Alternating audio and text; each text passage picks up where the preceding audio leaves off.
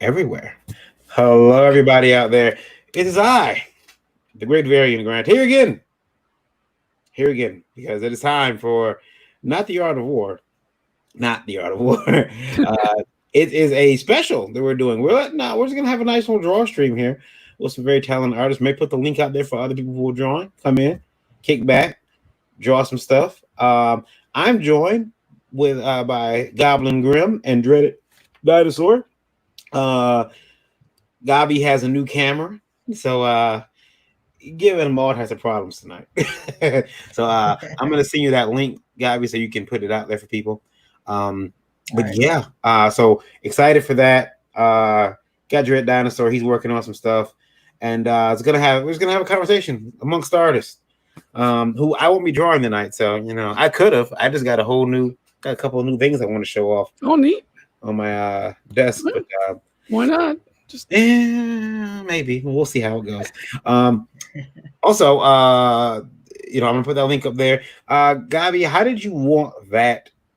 You want the YouTube link or the Facebook link? I'll go for the Facebook link. I got people on Facebook. Very well, Master Bruce. I will send it to you in Facebook. How about that? All right, that works. All right. That's for my personal page, so you can get it. It's for my guys. It's been a hell of a week. As far as things have been going, but I don't know if you guys know this. The art store is open. The art store is open, guys. This is big news. Ready for some more supplies? I don't even want supplies. I don't even need supplies. I just want to go to the art store. Yeah, no kidding. Maybe we should drive over to Blex later. Yeah. I just put this mask on. I walk around. I'm like, although people have been telling me how cool my mask is because it's Umbrella Corp. People are like, oh my god, an Umbrella Corp mask. Is that a real company? No. Yes, it is. We work in pharmaceuticals. All right, shared that Facebook page. Oh man, it's been weird around here. Let me see here. There we go. It's been so hot. I got a daiquiri here. It was Lola's, but she can't drink it. So it's a mix, right? It's not a giant Capri Sun. Who said? It is now. Yeah, it is now. I'm just gonna it's Capri Sun for adults. I intend to drink that and put a straw right through there and just. There's no alcohol in that pouch. Yeah, I know. That's why it's a mix. Yeah. I'm gonna mix it with something. I don't know what. Tequila usually, I think. Maybe I mixed it with absinthe. How about that? Oh, that would be a worse idea than tequila. Horrible idea. Horrible idea. I'm gonna go through a question I got here on Indie Void Radio from the last show. And you guys can weigh in on this and talk about it if you want. Seeing a lot of people shoot themselves in the foot lately with their actions and words online. How important do you guys think it's going to be in the future to monitor yourself on social media as you would in public? I guess I'll go first with that. I think it's going to become increasingly important as we move into an age where it seems digital. What you do in your digital life, your online life is going to bleed more and more over into how you're seen as a person. It's going to become like China. Is that China or Japan with the social scores? It's China with the social scores. Yeah. We may become something close to that. Oh, you have a poor social score, sir. We caught you littering. -2 points off your social score. I'm surprised Google Maps isn't just sending you a speed ticket. Or no, rather it just automatically deducts the speeding violation while you're using Google Maps. Yeah. Yeah, I did hear that one of the rideshare companies now is starting to monitor the speed of its drivers, and it's going to start finding them now if they're driving too quickly or driving too fast out there, because they can, hey, you were doing 65 and a 50, what gives? And which means that My client's got a flight. yeah, exactly. You got to get this guy to the airport. What? Yeah, that's what's going to happen is you're going to have people getting rushing, getting a ticket, but if they didn't rush, then they'd lose the fare, or you might be Ubers because the Uber app messes up. You don't get the person in time, so now you have to hurry, and so you're screwed two different ways. I actually got stranded today. I had to call. I called a Uber to get where I had to go. And then on the way out, now what's happening right now is a lot of the Uber drivers, a lot of the rideshare companies their drivers are staying home. They're taking unemployment because they just feel it's safer to do that rather than go out letting strangers in your car. I get it, but if you want to ride right now, the best thing to do is if you need one, is to book it and schedule it. Now, what happened is that we had scheduled. No, we didn't. Yeah, we just called a ride to come, and the ride got us. When we on the way back, because I'm still having issues walking.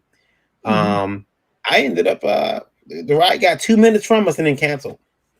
So I had to call a local taxi company, which has rebranded themselves, and they're more like Uber now themselves as well. So it's like a privately Uberish. Yeah. Brandon Spice is hey guys, what's happening? Hello, Brandon. How are you? Just got a couple artists drawing here tonight. We normally do Art of War, which is we have artists compete for a topic, but we didn't have that. We didn't have that. I normally give them something to draw, so they're just free drawing tonight, and we're just having a conversation or conversations about being an artist and what it's going to take in the future. Because the question we got now is, is it going to be important for you to, be I guess a non-problematic person on social media, because it will bleed over into your life. There's that recent issue with Babs. She drew herself with a tan, and people got all mad at her for it. Try saying that she was blackfishing. She did blackface, huh? Apologized for it.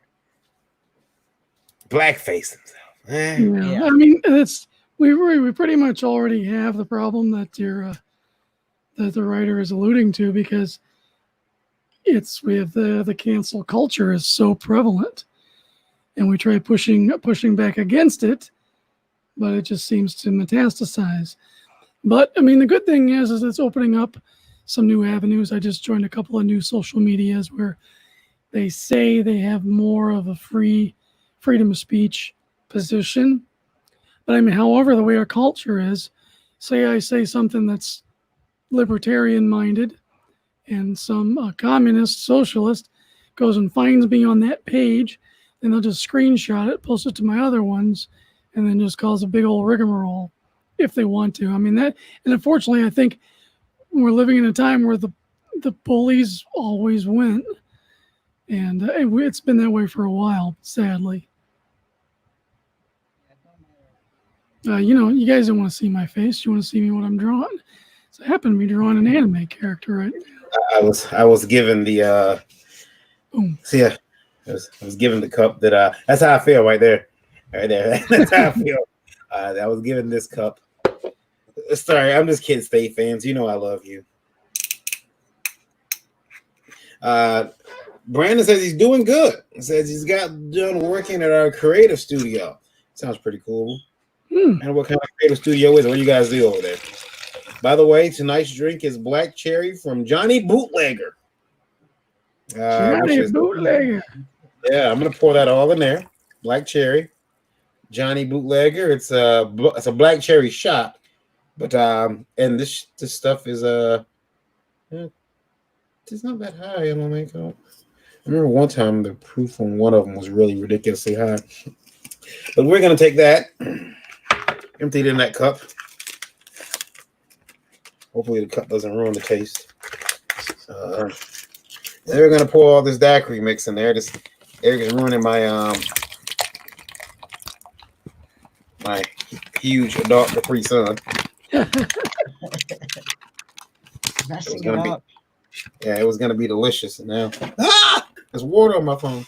Capri water on my phone. I'll put it over. Well, it's a Samsung, so you have to get a new phone now. I'm actually I'm in the market for a Samsung Fold. Have you seen those yet? Well, you're gonna get the one that's got the full stretchy screen. Yeah. The $1,400 phone. It's down to 12. Ooh. But I'm not paying $1,200 for it. I'm going to go on the payment plan. Like you guys will come and get it if I don't pay. Luke Stone says, "Looking great, guys." Luke, you want to come in here? We're just drawing. There's no rules tonight. We're just having a conversation between creatives. Eric's working on an anime girl who looks like she just got surprised in the woods by Ro, and and I see some muscular legs taking shape up there. Yeah. Ooh, that was a mistake. This was an exercise in Futility. yes. Yeah, you burn your nose hairs there. Yes, mistakes were made. It may have been an exercise in futility, but maybe now you can finally say you did get some exercise. Mm-hmm. Ran back and forth to the bathroom. Yeah. Brandon says, setting up an art gallery / studio. We help the developmentally disabled to get work and exposure. We include the public and artists of the area. That sounds great, Brandon. We see someone in the green room. I see someone just pop in. I bring that person in. I think they want to stay off camera. Do you want to stay off camera? Are you coming in? Let me see. Hello? Hello. Oh, okay. I am off camera. Can you hear me all right? We Oh, can. we hear you fine. I'm not right in front of the microphone, so I'm going through a bunch of stuff. So, but I heard you were just talking tonight, so I figured I'd pop in. Yeah, we're just talking. Randy, do you think that how you are perceived online is going to become more important in the future for an artist looking to make a living? Good night, dear. Sorry, what? Perceived online? Yeah, how you're perceived online, like I think it's going to be a part of it, yeah, because personalities and transparency and how friendly you are to people. You'll definitely, if you've got a aggravating personality, you'll definitely turn off money and turn it away. If you don't have a welcoming personality or people don't like you, mm-hmm. you know, they'll definitely think twice before they invest in you. You know what I'm saying? Yeah. But as far as it being absolutely necessary in order to sell a product, all depends, I think, on the reputation of the product. You know? Someone needs to invest in me. I keep saying all we need to do is find, you know, somebody who's got a couple of million. We can give them a comic company. That would kick ass. Just Well, a I mean, matter of finding the investor. Yeah, we just need to find a good angel, like an angel investor. Or It'd be more like it would be more than an angel investor. That's for sure. This drink is apparently volatile. Just floated on me. I need a nice silent. I need a nice silent, a silent investor. Well, is he a silent So investor? it's like, hey, out there, whoever's investing in Scout or Aftershock Comics, you ought to look me up. That's all. I don't want to do an IP farm. I just want to rule the comic world. Anyway, I've had some. Does it sound like I've been drinking? only mostly tonight. Well, I haven't. I'm just getting opinionated in my old age. I've had some. I've had some in the past, and I've had to get rid of them. And I mean, why not just, I don't know, crowdfund the rebirth of Arrow Comics or something like that? And Scott Rosenman tried to fund a comic company once. How'd that work out for It How'd that did. work out for Scott? Not at all. But at the same time, I don't think Scott had like the. Well, I mean, Scott's got a lot of stuff to his name. Well, Uh, you know how many IPs I've got. I can put all of that stuff up for collateral, and we can make it. I'm sorting through right now, as morbid as it sounds, the history of Gary Thomas Washington as I have it set up in envelopes. So, Yeah. how's that for morbidity? You know what I don't like, guys? When a company sends me a thing saying, "Hey, we'll do this for you for free," I'm like, "Okay, sweet." And you send them the image and say, "Oh, it's too low res." To get that? No, it's not. It'd be like, excuse me, that's the reason I sent it. I sent it low res for a reason. And then I get honorary and I send it at 600 DPI after that. No. I get honorary. Unless it's a paying client, and then it's, oh, gee, I'm sorry, I'll send a better one right away. No. This is they asked for me. They asked for my business. I'm like, okay, here, and now they're like, no, that's too low res. Eric, you've been praying What'd stuff you for send it to people. him at 72? I don't know, maybe, Maybe. maybe, Probably. yeah, probably. um, Eric, has anybody sent you something that was horribly like low res? Oh yeah, all the time. Especially when I was working in design and marketing, they'd send a newspaper clipping of a low-res JPEG and ask me to remake that. Ugh. So it's one of the reasons why I would never go back to that industry is it's the clients. They're just like, that looks great. Now make it yellow with giant black letters. Okay. I remember I had a girlfriend Uh-oh. who she actually now is a pretty Avon decent salesman? computer expert. Like she's pretty badass with the computers. I'm not touching her anymore, but the last time I talked to her, she is, putting together like a lot of cool computer systems and stuff. But I was scanning computer images, art that I had drawn, and she asked me for some of it. So I was like, sure. So I scanned a few images and sent them to her, and I'm like, oh, it's gonna take a while to send it to us. And she's like, okay. And so I left and went to the mall and messed around at the mall and came back home. And she's like, I still haven't got those images. That's odd. So I go to my computer and the images are still sending. And even later, that couple hours later, they're still sending. Well, I ended up finding out. She's like, what sides are the images? And I told her, I don't know. She said, well, tell me what DPI you scanned them at. And I had scanned them at now, and guys, keep in mind this is like 99 2000. I had scanned them at 1400 DPI. Yeah. That's a little thick. So, and this is 3 images I got uploaded trying to upload. It was a. And she's like, "No, those are extremely large. Don't send those to me. I can't download." And I didn't know. I had a zip drive, man. I don't care about this. Zip. Get done. Remember zip drives? I just found the script to Unforgiven #2. And we should mention that Gary Gary passed away this week. Was it this week, Randy? No. Gary passed away back in August. They figure. They just identified his body. Oh, Yeah. We had lost touch. Remember back in February when Daryl Banks. I had mentioned to you that Daryl Banks had mentioned to me that he was looking for Gary. mm-hmm. Yeah.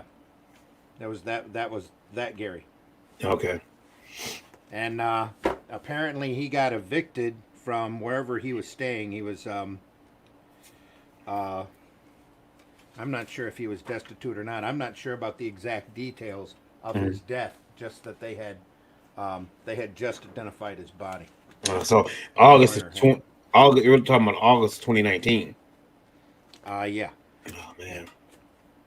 Yeah. So they figure he passed August. I think it was 18th or 21st Mm-hmm. last year. They just identified his body yesterday using, I don't know, some I guess one of his friends and Gib Bickle, who runs Laughing Ogre, Mhm.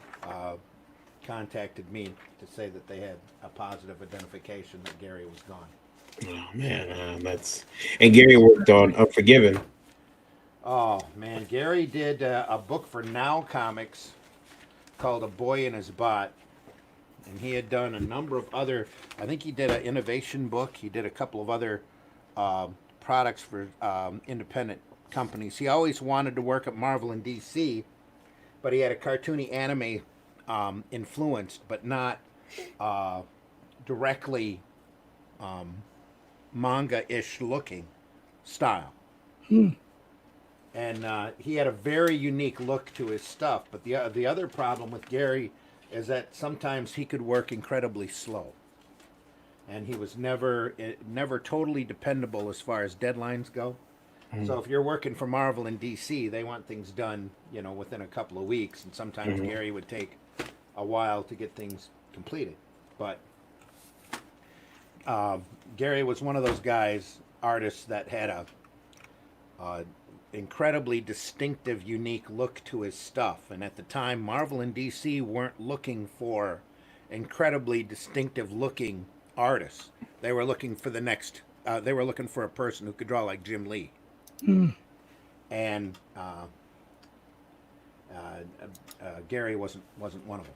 So we had done a couple of projects together.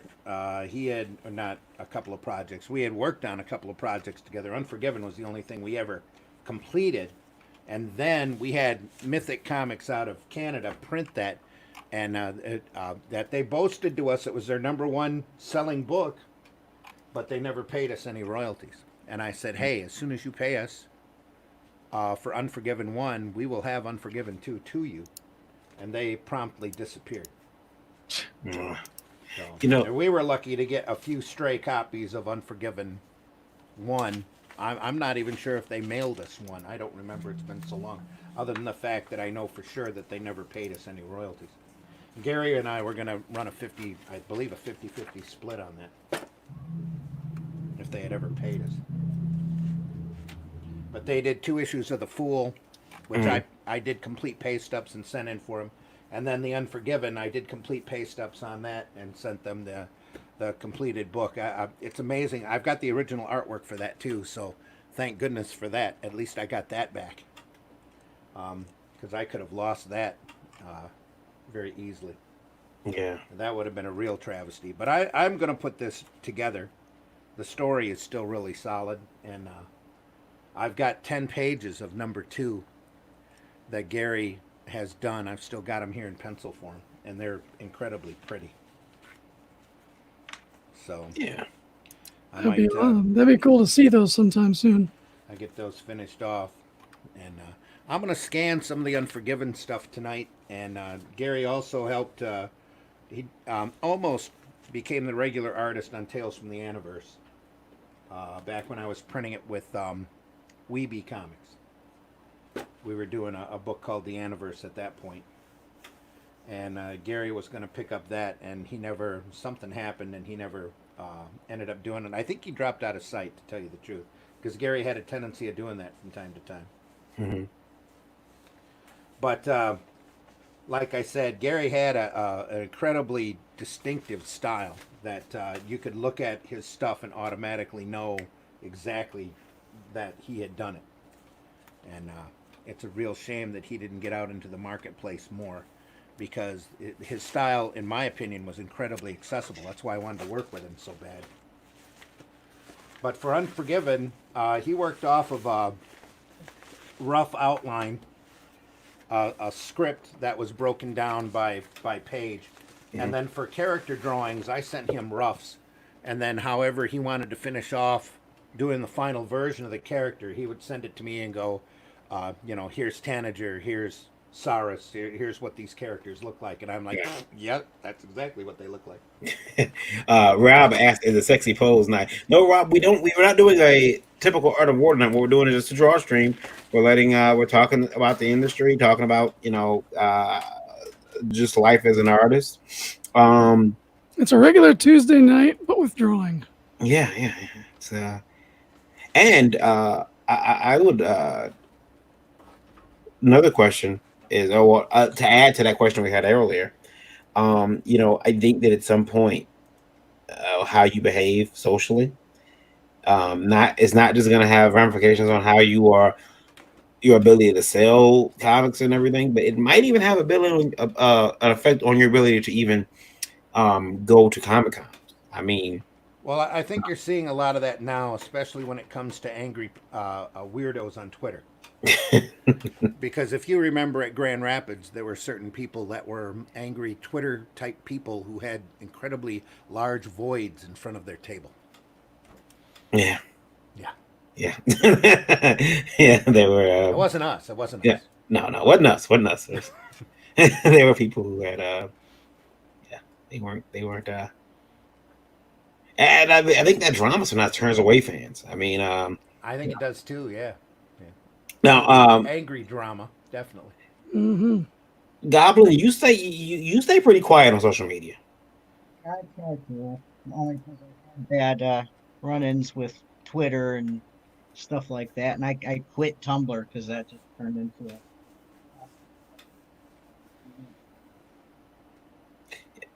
Quitting Tumblr. Oh, see, I never had a problem with Twitter. But I don't. Excuse me, but I don't post much on Twitter. I mean, Eric will tell you I'm pretty boring on Twitter. I never see you, and the only Indie Vault post I see is, "Have you downloaded our app yet?" Yep. You need to update that with a few more automatic posts, man.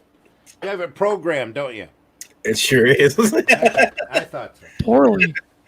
Yeah, it's programmed every 4 hours, I think.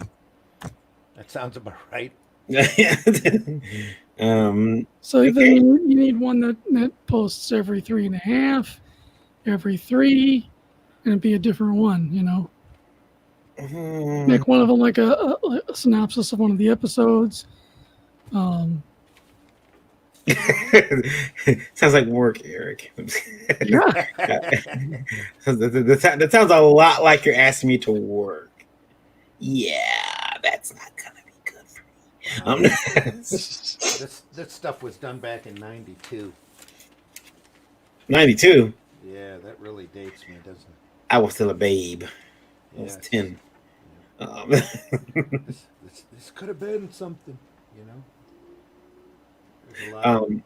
There's a lot left to this property that could be incredibly good. Do you guys a question from Indie Vault Radio from last week too is artistic weaknesses. This is good for the artist. How do you handle that? Do you have any artistic weaknesses you feel like talking about? Yeah, I can't draw hands very well because I have nothing natural to model them on. Yeah. It's like, Yeah. it's been this way for so long. And for those of you on Indie Vault Radio, I have scleroderma, rheumatoid arthritis type thing, where my hands are all crumpled up, my fingers are crumpled up, and they're frozen as like stone. I can't move. I've got like 10% range of mobility, and I've been living with that for close to 20 years. So my brain doesn't remember what it was like to have any sort of dexterity in my digits. So that disconnect, when I'm trying to draw a hand, I don't have any firsthand knowledge of how those muscles are supposed to work and contort. So I have to rely heavily on a 3D model poses of the hand or photo reference of the hand to remind myself that's what they're supposed to look like. And I think it's pretty, I've never heard of anybody else who's an artist dealing with something as extreme as this. But I wonder, because there's always those who like, they learn to paint with their feet and whatnot. I just wonder how many of them have the same kind of disconnect if they lose the value of the use of an extremity, if they have that same kind of disaffect. Because I think it's just weird that I've completely forgot how they're supposed to work. That's a good point, Eric. That's a really good point. Randy, you got any artistic watch he's gonna say no. Any artistic weaknesses? I am not gonna say no. I'm gonna say hell yeah, I do. Yeah. Yep. Do you care? That's why there's some properties that I know better to not try to draw and go out and find an art team to work on it. I have an incredibly cartoony style. You know the style I work in. Mm-hmm. And when it comes to doing more serious work, there's some things, if I want to write or create a serious piece or even a superheroic piece, 9 times out of 10, I'm going to go for an outside artist before I try to tackle it because I know better. I'm not drawing that. You know, anything that I have when I'm working commercially, anything that I have a rough time drawing, I always go back on photo reference. That's real easy to do, but there's a lot of stuff like War of the Worlds and the superhero properties that I really want to work on. I'm not going to try to draw that. I'd much rather go out and find a unique artist, well, very much like Gary here, and have them do the artwork. Now, when it comes to inking, I can ink. Though I haven't done anything physical in so long, I would probably take a couple pages in order to get back up to speed. Mhm. But I can ink pretty well. I mean, I'm also lazy, so I don't feel like drawing tonight, guys. I'm just gonna sit here and I'm gonna watch these YouTube videos. Oh, I heard Lady Gaga and Ariana Grande have a new song out. I'm gonna listen to that 4 times. I'm not sure if I like the video or if I like the singing. Anyway, there's been like that with a couple of people. Like, I'm like, oh man, this is awesome. Then I realized I really like the video, not the song that much. Gabi, and sorry, when I see Goblin Grim, when I see Goblin, you're gonna get him in Gabi. That's how lazy he is. He can't get that extra syllable out. Yeah, it's like I just can't get it out. Any artistic weaknesses you feel like sharing?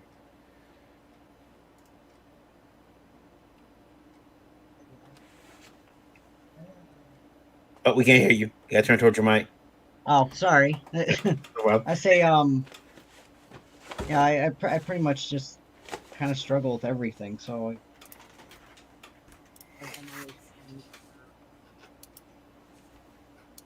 struggle with everything. I don't know. That looks like a pretty cool pose to me. I don't think you're struggling that much, but I'll end up hating it halfway through. I'll finish it and keep taking it apart and.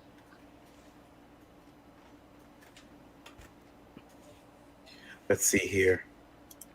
Really needs to wiggle his wires a little bit. Well, he's got a new camera, and yeah, and I think that the speaker might just be like directional on there.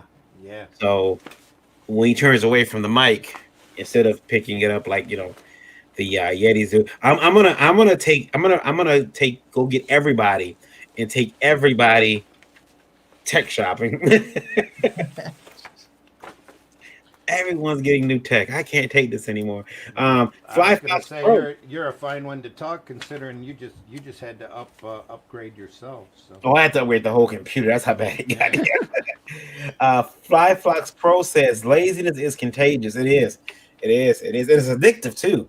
Oh my goodness! Yeah. You know, you reach a certain age when naps are exciting, and you're like, "Oh my God, it's gonna be such an awesome nap." Wait, I can't wait. Fifth Amendment. Yeah. I like that drawing though, Gabi. That looks pretty cool. Artistic influences. Eric, who's your artistic influence? My 2 top ones are Bob Layton and Barry Windsor Smith. Mm-hmm. I was kitty corner from Bob Layton with Randy. Well, I wasn't there. Randy was kitty corner from Bob Layton. I was just riding Randy's coattails to fame. And riding my coattails, of course. Yeah. That's why you're as famous as you are today. And I was riding Randy's coattails, and I was like, "Who's that guy?" And Randy hit me. And yeah, good on you, Randy. Good on you. It wouldn't have been so bad, but it was the same week I asked Randy who was Wally Wood. And yeah, he just had enough of me at that point. That's about right.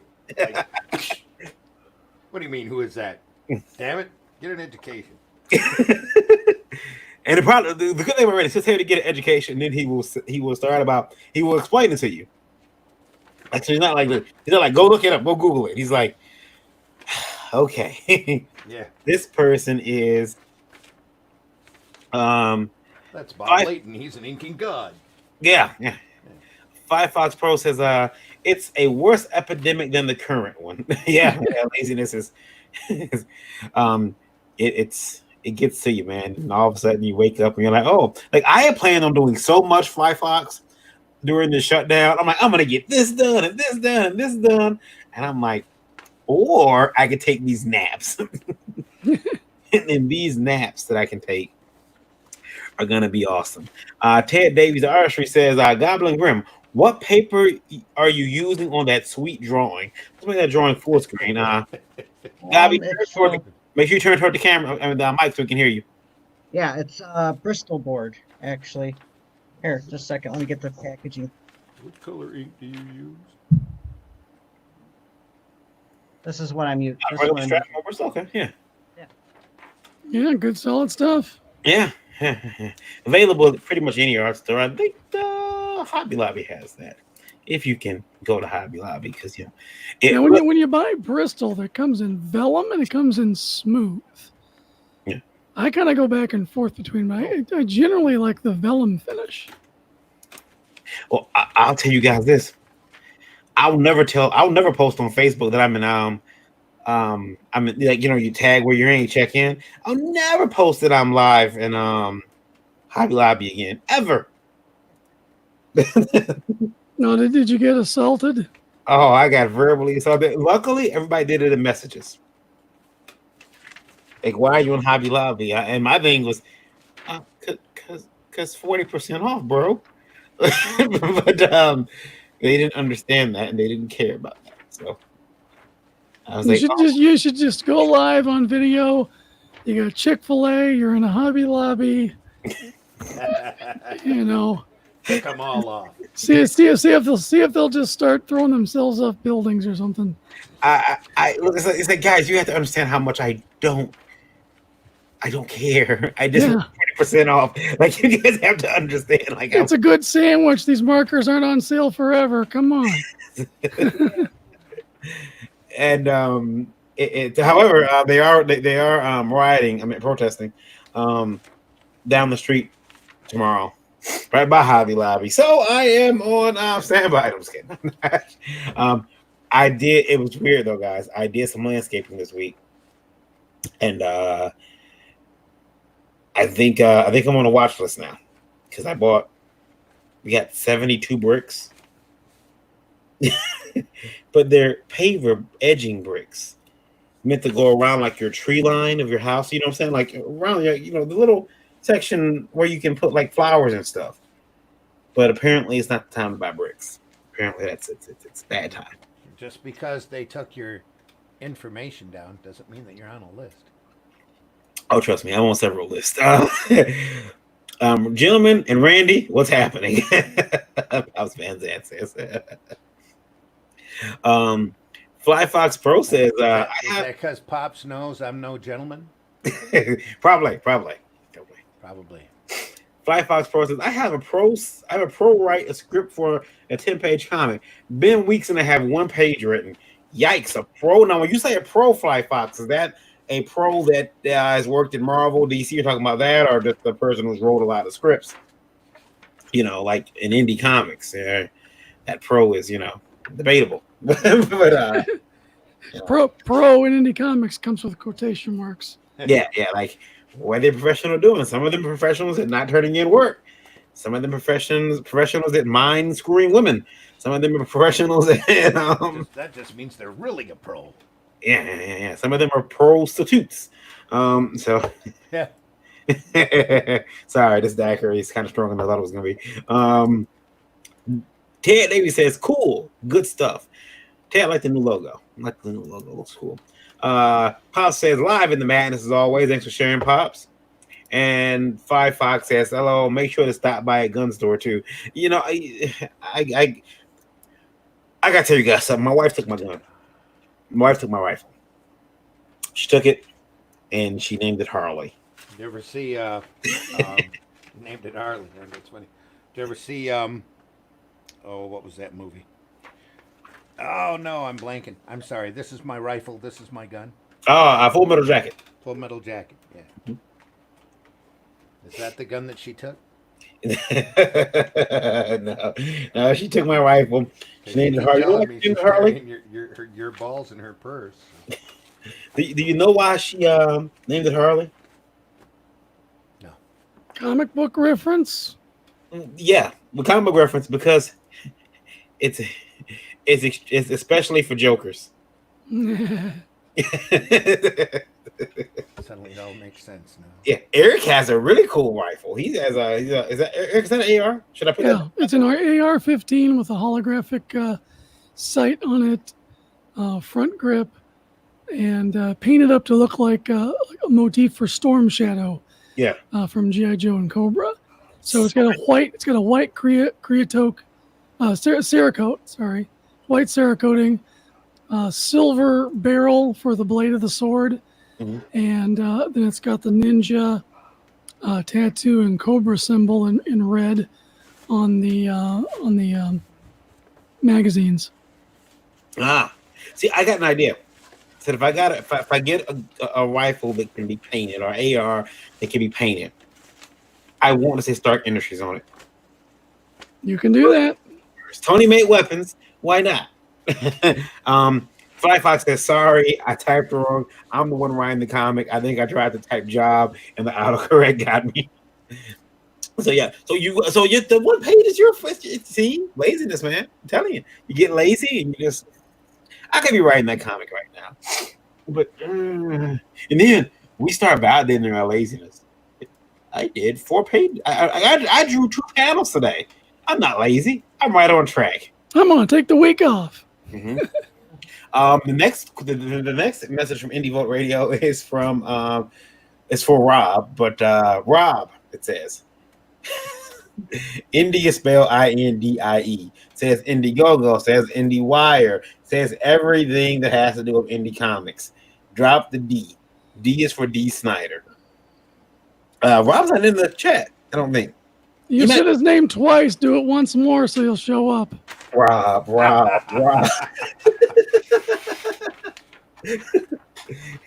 Yo, Papa, I'm here. Who has summoned me? Michael says, I have a buddy that does custom jobs like that. What's up, guys? What's up, Mr. Odin? I used to have a buddy who did custom Hey, Michael. jobs. Everybody has a buddy who does custom jobs. Can I get somebody who? Never mind. It was just, takes care of problems you might have. Normally, they're of my wife's Italian, and I don't think her family's connected that much. There you go. I need somebody who's can make. Oh. There he is. Rob was here. I add an extra D, not D, you dumb fuck. Do not make me track you down. By the way, Randy, Yep. Speaking of which, I want to tell you guys, I'll tell you guys here on the air first. The other Randy would like to come on the show as an advocate. He used the word advocate, sorry, Rob, for comic book stores getting screwed over. And if you haven't been following that on Indie Vote Live, we have a gentleman who owns a comic store. His name is Randy. Well, we don't know. Well, he says he owns. So he did say he owns a comic store. He owns a comic book store. How do you like your DC now, buddy? I hope you signed up for that Midtown Comics account. If the retail shops hadn't signed up for that before, they're signing up for it now. I'm surrounded by provocateurs. That's what I'm surrounded by. It's like, I mean, if you want to go back to the old ways, what? And that's going to make it happen. great. That's going to make it great for Peter Samiti and his project too. It's just going to make Diamond that much easier to take down. Yes, it will. That's if Diamond can stay afloat, because Marvel has never, ever cared for the retail shops or Diamond. They've always gone out of their way to abuse them as much as they possibly can. And if you can go, you can think otherwise, but all you have to do is go back and look at Marvel's history with the retail shops, the direct market specifically, to know Marvel really does not care. And it's amazing that they haven't been told off before now, but hopefully somebody will stand up. Enough retailers will stand up and make Marvel start producing material they can actually sell Pop says, to a large audience. To a large audience, they can sell the stuff Marvel does now, but it's to like 600 people. Pop says that I need someone who does dirty deeds. Dirty deeds done dirt cheap. And also, Rob says not D. See how upset I was. Advocate for lazy comic shop shop owners. Pop says, "Ooh, snap!" And Rob says, "Oh, if you're crying instead of innovate." They're not going to be lazy now. So I honestly can see another outside of the DC distributors. I can honestly now see like what Eric was talking about with Alterna springing up, another 2 or 3 hardcore distributors popping up in order because Diamond is the bleeding fish in the water right now, and there are enough piranhas out there who want to start distribution companies that you just might see a feeding frenzy. So tasty, so tasty. Fly Fox Pro says, "I read the Dreaded Dinosaur stuff on Webtoons. I need more." Thank you, Fly Fox. You're awesome. I love you, and I hope you live a long and healthy life. And there will be more coming. There will be more coming. Roddy Piper's almost done. I got a few big projects. I got 3 or 4 more pages left to do, and then I will be free to start drawing Dreaded Dinosaur again in all of his glorious forms. Got a serious question in. I'm sorry to Mitchell from Arizona who wrote this in last week. This is the Indie Vote Live subject. But we'll talk about it here, guys, because I gotta go running. I have to let you. You don't own liquor, apparently. You just rent it. Lightweight. Yeah. This gentleman is writing in because he removed, and all 3 of you can weigh in on this while I run to the bathroom. The gentleman weighed in. The gentleman says that he was publishing a book for a creator. The creator got into some legal trouble. The legal trouble was his actions, heinous actions with underage children. Oh gosh. He pulled all of the gentleman's books immediately from his online shop, from everything. Now he's being sued by the gentleman for breach of contract because there's nothing in the contract that states that he could do that. I don't know if he wants us to talk about it. I mean, he wants to talk about. Obviously, he sent it in. There's not much legally. Obviously, we can't give any legal advice. We're all idiots here, but and we're not lawyers. Yeah, and we're not lawyers. But I, for one, feel that he's in the right. I would drop that material too. I mean, especially if it's a book you're publishing for someone else. If it was a book that you paid for, I mean, I don't know how that works, but I mean, this is a creator-owned project. So, how do you guys feel about that? While you're answering that, I'm gonna go empty my bladder. I'll be right back. All right. It's a difficult issue because it's going to depend on the wording of the contract. It sounds like, I mean, I guess if it's not explicitly in the contract that there's an out for either one of them, wouldn't it default to whatever the law is concerning pending legal action against someone? Like, like say it was just an employee at a Walmart or whatever. The Walmart would summarily fire the employee, even though the actions of the employee or outside of the company were what he's being prosecuted for, but it didn't reflect on what was going on the inside. So I think it would just default to whatever the law says. But again, I'm not a lawyer. I don't know, Randy, what do you think? Give me a second here. I think it would default down to public decency, to tell you the truth. If I was that guy that pulled the material, of the dude, and if there was actually a court case or he was convicted of any kind of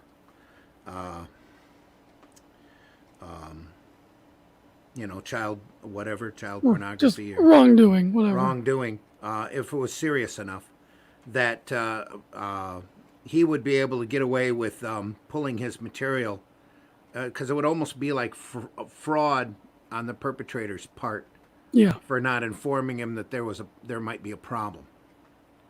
If he was aware of the person's transgressions and had him sign the contract, that was one thing. But there's a level of public decency that needs to be expected there, and for the guy to protect the reputation of his company. I don't think there's a judge out there that wouldn't see that as a logical move in order to protect the reputation of the company to yank his material. Yeah, I think that's a pretty sound argument. Here's another little hot take for me. Even if I was in the wrong for getting rid of the material like that, I would rather be able to sleep at night.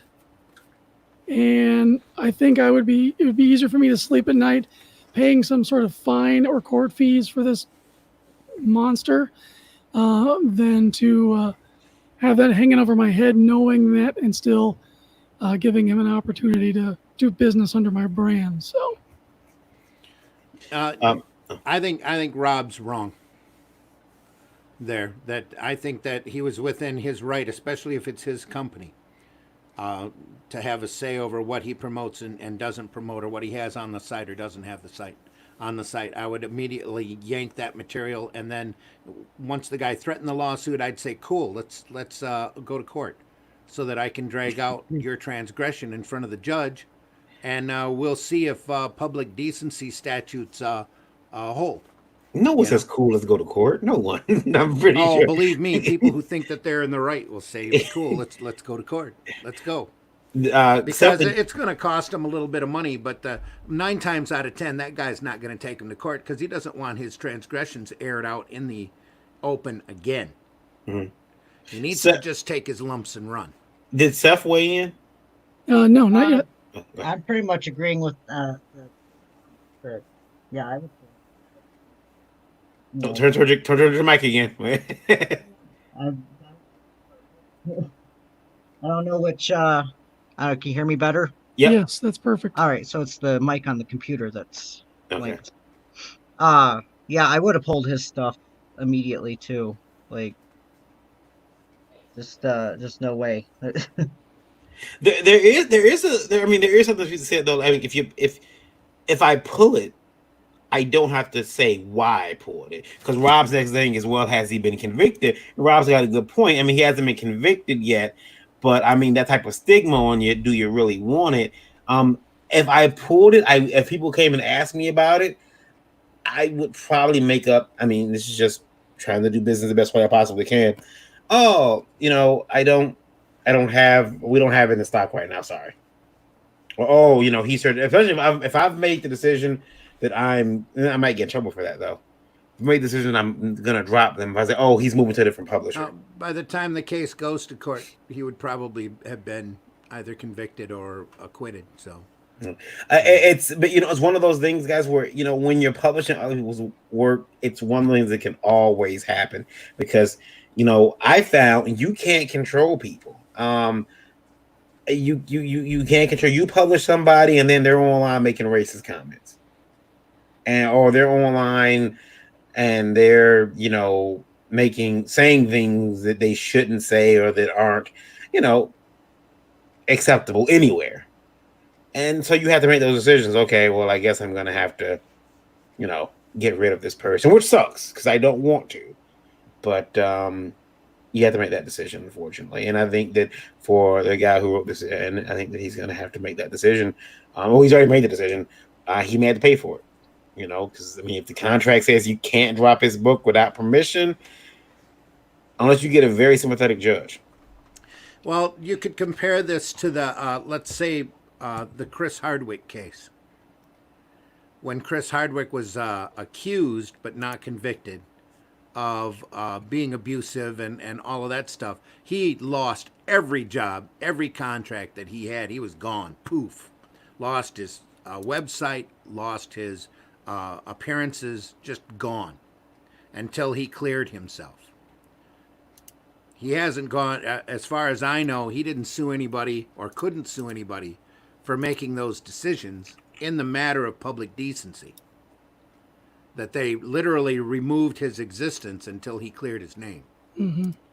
I think this is like the same kind of The WWE did it with situation. Hulk Hogan when the sex tape came out, or whatever that racist comment he supposedly said came out. They pretty much removed him from the existence of the company for a while. Yeah. And funny, they've done it again at AEW. They've done it again at AEW. It's very weird. Now Hogan's out yet again. Well, that was like Hogan, Tony Khan banning Hogan's wife. Yeah. I got to step away from the mic for a second. Okay. I'll be right back. You ever see something that's an old phone number? You're like, oh yeah, I remember that number now. How often do you guys change your phone numbers? Because I seem to change the phone number weekly. Well, you have Nefarious Enterprises, so Yeah. I mean, every phone you own is a burner, right? Oh, it totally is. I drop a phone quick. Oh, they're on to me. You gotta. I've had the same phone number now for 16, 17 years, I think. Yeah, that's a long time. That's commitment. I only want to Mine remember for one phone over number. 10. Is that 10 for you, Gabi? Over 10. Over 10? I got a friend who's got the same telephone number for years, and it's probably one of the only ones I still remember. But I'm like, bro, I changed that. I have a friend Whatever that, Never mind. oh, sorry. I had a friend that went and got, she managed to get her old phone number from when she was a kid. Really? Oh, that's Her old cool. landline phone number. There's some odd nostalgia. I still remember my first number, my telephone number as a kid. I still remember that. Yeah, And I'm willing to- pretty much remember all of mine. Yeah. I thought about calling it a few times, see who answers. Like, hello? Hi. Trying to reach myself when I was 14. Keep your toys. Yeah. Keep them in the packages. Stop playing with them. Buy 2 of every comic. No, not that one. Listen, kid, there's gonna be a book in the future. It's called The Walking Dead. You need to get like 8 of them. Okay? You need to go from store to store and pick this book up. Go home, package them, you'll be fine. Is that book still really high valued? It was last time I Because looked. every time there's a season announced, I'm like, that show's still on. Let's see here.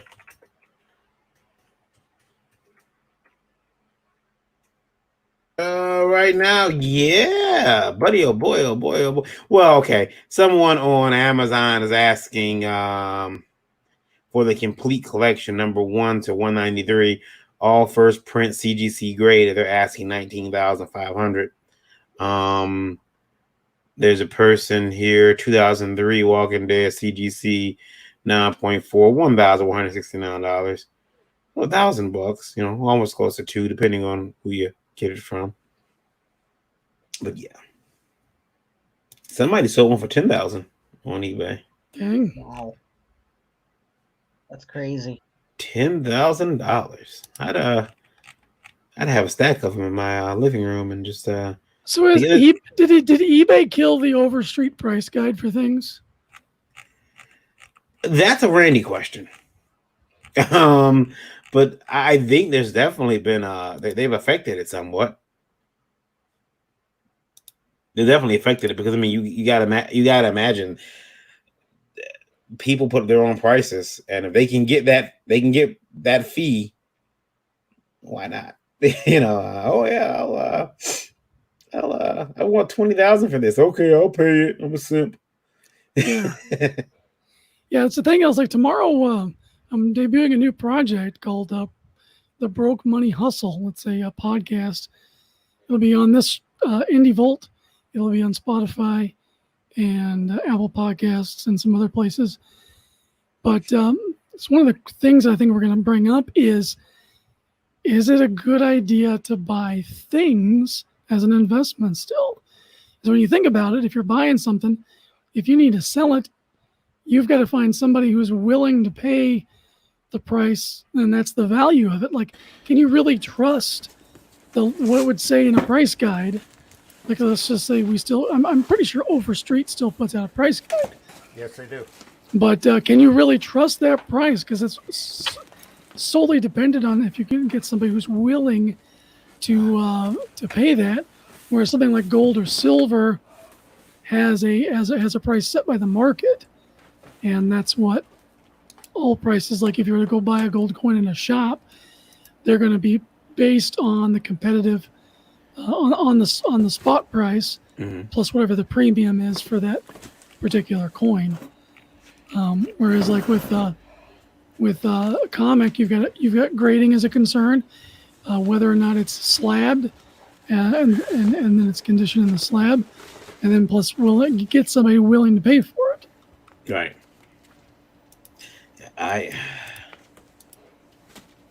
Yeah. I just want somebody to buy this damn book, man. Come on. That's all I'm asking. Something about his, I mean, because you're right though. You can get to the position by the point where you don't have you're trying to find somebody to buy something and they won't buy it. No one's in the market for it, and now you're running around. You have to go take less from the comic shop guy down the street. Mm-hmm. You know? Yeah, they're usually going to give you half of its value if you're lucky. Mm-hmm. If you've ever seen Pawn Stars, it's like this is worth $5.6 million. I give you $1,000 for it. Yeah. Yeah. I remember I still have this weird dream, and I'm going to own one. I'm going to own one day. That Silver Surfer movie prop from the theaters. I'm going to own one day. Damn it. And I wanted to buy Dennis Barger's, but at the time I forgot how much he wanted for it at the time. I'm like, no way, Dennis. I can't afford that. I like eating. Fly Fox says, all right, I stopped procrastinating, typed this up in my outline. I've got 4 pages written now. I can't let laziness beat me. Never let laziness beat you. M3SOZ, hello. Says, this is not a troll question. At what time period do you think the modern industry should try to emulate and why? So I'll read that again. At what time period do you think the modern industry should try to emulate and why?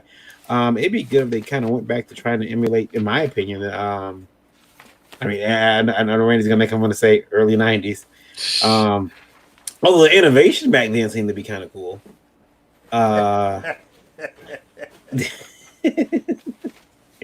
To me, it was cool. That's because you were 6. Yeah. Yeah. Okay. Yeah, I was going to go back and try to emulate the 90s stuff. How about you, Randy? What do you think? I have no idea. I mean, if there was a specific time period, probably really like to go back to the mid to late 60s. Back when Marvel was running at full bore and doing phenomenal things, and you never knew what they were going to do from issue to issue. Mm-hmm.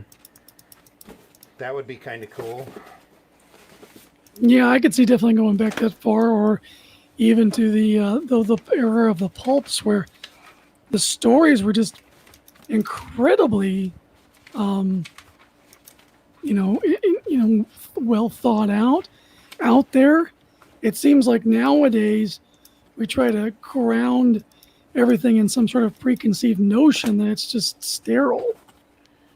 You know, Go ahead. Sorry. I was reading through some of my collected things of Planet Comics, and these people visit a planet where fish swim in the air. You know, like the air's thick enough to hold them up or some shit. And it's like, dang, I love this no holds barred creativity here.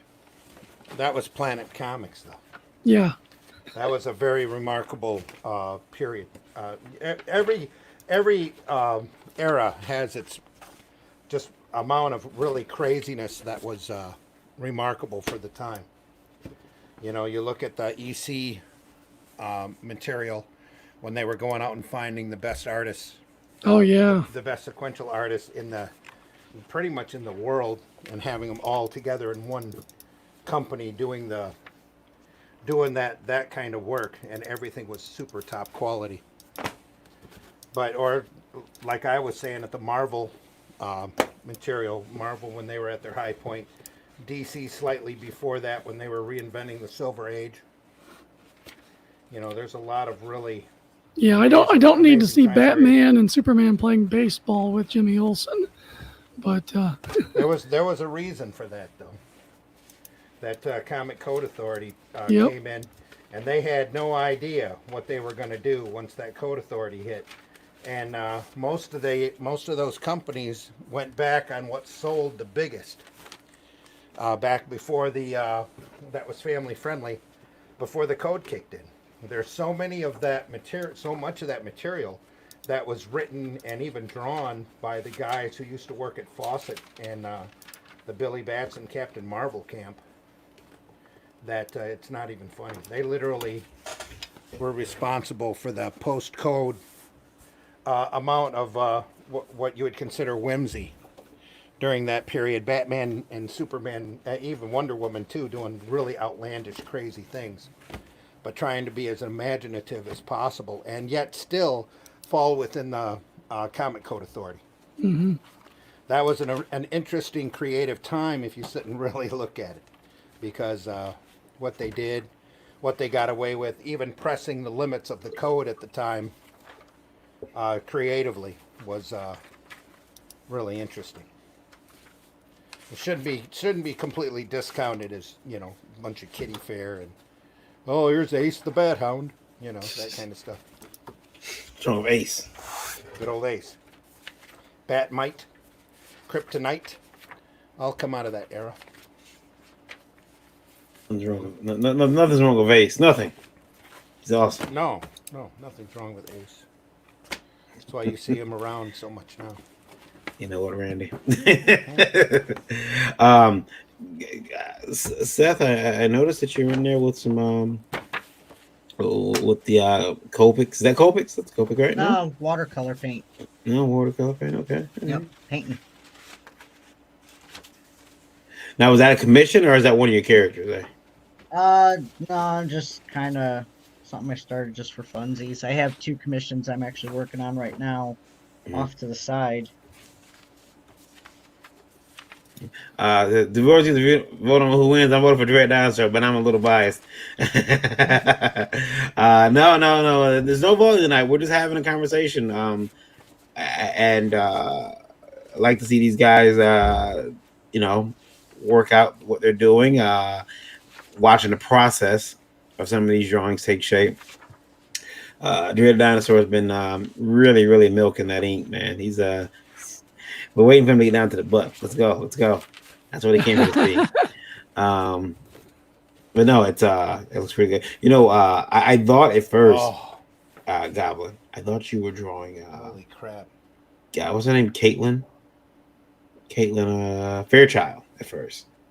Yeah, that's what I'm working on. Oh, is it? Okay. Yeah. So, yeah. From Yeah. Gen 13. Yeah. Yeah. Randy, you let out his aspirated side. Did you stub your toe? No, I didn't. I'm still looking for Gary Thomas Washington drawings, Mm-hmm. and I've got my Aniverse box out. Mm-hmm. And I just ran across the original artwork for the cover for Tales from the Aniverse #1 from Arrow. Ah. And I'm like, man, I really needed to frame that. Yeah. M3S, he says he's drawing at home with you. I don't have a camera. M3S, well, cameras are very expensive right now, unless you go like on Amazon or some Best Buy. Some Best Buy is expecting to get some cameras in tomorrow and Tuesday. They're just Expecting not that it. essential yet. Yeah. Obviously, somebody at Best Buy hasn't, has already got their camera up. So There was an Amazon distribution center in Los Angeles was on fire today. Yeah. oh So boy, Might be a few less cameras in the world. And there might Yeah, be a few more weeks on that order too. It, Yeah. that was a massive fire. I think the whole building's a loss now because that sucker burned. I watched it when it was a small fire, and then it became a full fledged. Like I'm watching the roof collapse. Wow, that place is really going up. It's not like save the stuff. Come on. No. It's probably a complete loss. It's gonna be a nice insurance settlement for old Bezos. I As just if we found a needed it. photo stat of Gary Thomas Washington drawing of a drawing by Gary Thomas Washington of Mischievous. Ah. Really nice. MWSLZ says, he says he's drawing some fan art of Snowflake and Safe Space. There you go. Rumor is that might be canceled. Good. Rumor is the whole distribution chain might be canceled. Another story. I need you, Eric, Oh, to troll. I need a quick troll or rib in there on that picture. oh, that's I need her to have a little small Indie Vote sticker on her backpack. I think I can make that happen. Yeah. There's a little small Indie Vote sticker on her backpack. Oh, IndieCron and Pixel and I are friends, and he's actually we're working on something to be able to show the top rated indie books on crowdfunding fed into the Indie Vote site, courtesy of IndieCron. So we're looking to that. By the way, yeah, there you go, Rob. There it is. IndieCron, INDIE, Cron, Indie Vote, INDIE, Volt. IndieWire, INDIE Wire. Yeah. I'm with the other guy. No, I'm just kidding. You know what's funny is that oh, that's pretty cool. I like how that's coming out, Seth, with the lighter color on top of that darker one. Usually you can't do that when you're doing Copics. No. Yeah, it's the other way around. You're like, I better put the light colors down first. And it's like watching the Bob Ross piece come to life. I used to, little trees. yeah. A couple years ago, I had a really weird time when I was falling asleep to Bob Ross. I turn on the videos and just watch Bob until I fell asleep. Wake up in the morning, he's still going. He was soothing. It was like was it AMSR before there was AMSR? It was yeah. very interesting stuff. Oh. What is this? Oh no, we don't. You guys aren't getting me for a couple $100. Indie Volt Radio wanting more bandwidth money. No, but Indie Vote Radio right now is at 1,511 people who are listening to us 14,000. 14,000 people listening to us gab on about comics and drawing art. that they can't see because they're watching us or they're listening to us on radio. And that's a simple fix. All they have to do is go on the YouTube and they can see these wonderful drawings. Oh, get on the YouTubes. Eric, is a difficult drawing tech? It can be. You just got to make sure that lots of nice sharp angles. Mm-hmm. Really, when it comes to texturing, is your friend. There's just a certain way to go about it to make things look reflective. Mm-hmm. And this is where my Bob Layton influence comes in. Is the way he rendered metal, just gorgeous to look at, Mm-hmm. and it looks like a reflective surface. So every time I'm doing something metallic or tech, I'm always thinking of that, the types of lines he would choose to create reflections, to create a chrome look. It's one of the reasons why he's one of my top influences. You really good with tech, which is why I guess I mentioned this. I guess it's my show. I asked Eric to do a machine for me. Was it a 5-window machine? Yeah. So I can do something on the Indie Vote site because he's really good at doing tech. I remember talking to an artist. I forget who it was. I was at a Comic-Con. He says, drawing machinery is a lot like drawing monsters. There's no wrong way you can turn the pencil. And I'm like, oh, I think there is. But I can think of a lot of wrong ways to turn that pencil. I've tried, trust me. She's been caught with her reading those Marvel comics. Look at her, she's disgusted with herself. Don't get caught reading comics. I see Gabi is now down there adding bush between Caitlin's legs. Yeah. He literally was. He's adding. He's doing it. I'm not being perverted. Of course not. Enviously says, still waiting to see those new distributors for all those interesting indie comics out there. MWSOC, I think you may see a lot of them sooner rather than later. I'm not saying I know anything, but I do think you're going to see a lot of indie distributors pop up. I would say He knows something. especially by July, you're going to have a couple different options. Yeah. And probably some we're not even aware of yet. Yeah. Oh, yeah. Wouldn't surprise me at all. Yeah. You have a lot of different options. It all depends too, because the market. Who knows where this market's going to end up within the next couple of months? So it'll definitely be interesting to watch. Botox are all on the screen. I just I do like the way the cord is found its way between the cheeks. Is that is what I'm seeing, right? Yeah. Welcome to the Matrix.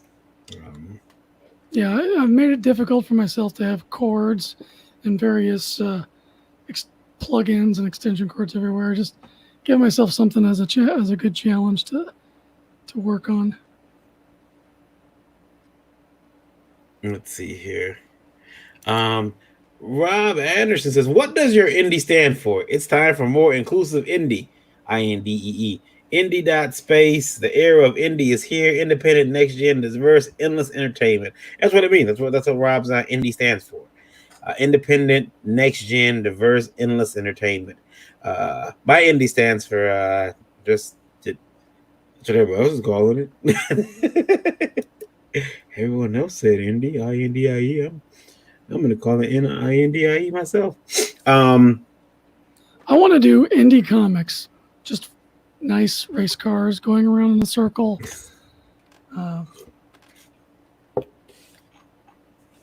INDY, Indy 500. It's Ladies and gentlemen, I'm sorry for that joke. It's apologize immediately. Was there a joke? Eric with Sorry, Eric.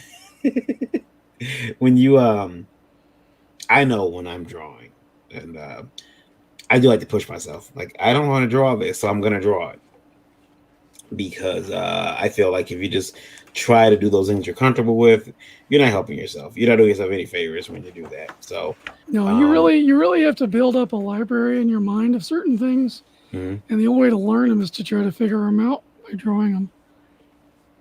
Figure them out, get it done. I had another topic someone sent in, but I can't find it now. Let me see here.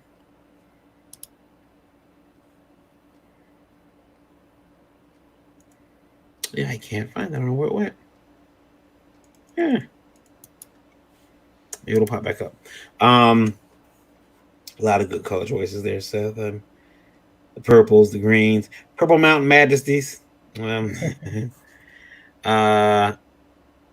Endlessly put the smiley face up. Jason, the artist, says variant by saying that there's going to be multiple options for a spider in my damn midst that he ran. Okay. He says by saying there's going to be multiple options. I can't live with knowing that spiders on my desk and I can't see them. Okay. By saying multiple options for indie comic creators, will you delve more into detail about that? Very curious. I believe that in the next coming few weeks, there's going to be a lot of distributors. a lot of people out there vying for their companies distributing books to stores again at books to stores. Um, Diamond has fallen, and they've opened up a huge opportunity for people to get in there and start distributing books and finding avenues to get their books in the stores outside of Diamond now. If Jason, I don't know how much you know about it, but for years it was Diamond that was it. If you want to be you want distribution, you had to go to Diamond. And with that came, I mean, look, if you're the only game in town, you have a certain amount of power. And Diamond enjoyed that power. I would say to the point of would you say, Randy? Would you say dictatorship? Did Diamond become a dictator in a way? Yeah, I would say in a way. Yeah. And recently with the COVID-19 shutdown and let's be honest here. Let's be honest. With sales being lower than advertised and suggested, when they shut down, people had a lot of come to Jesus moments. And I think that some companies figured, okay, you know what, this really is not worth it.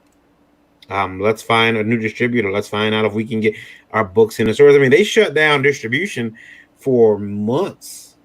I mean, there were no comics for a good long while, and some stores still can. Well, I think stores are opening now, but I think Randy, you said it best. Shame on Diamond for making these companies want a better deal. Yeah. And you're going to see a bunch of companies popping up saying, hey, we can distribute your comics. Some of them will be fly by night. Some of them won't last. Some of them will merge of others. Some of them will last. I say by July, you're going to see a lot of them. Let's see what happens when the market gets some legitimate competition. Mm-hmm. And it could be an incredibly good thing or an incredibly bad thing. The last time a major company tried to distribute themselves, it was Marvel and Heroes World. That did not end well. Yeah. It's. I know this is an unpopular opinion, but I don't at me. I don't like the idea, and I have reasons, but of an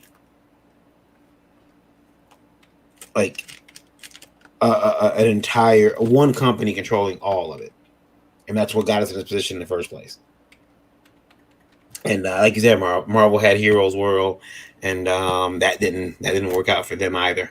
MBOZ says, indie for me, it means not subject to hegemonic monopoly of a creative industry. Yeah, I mean,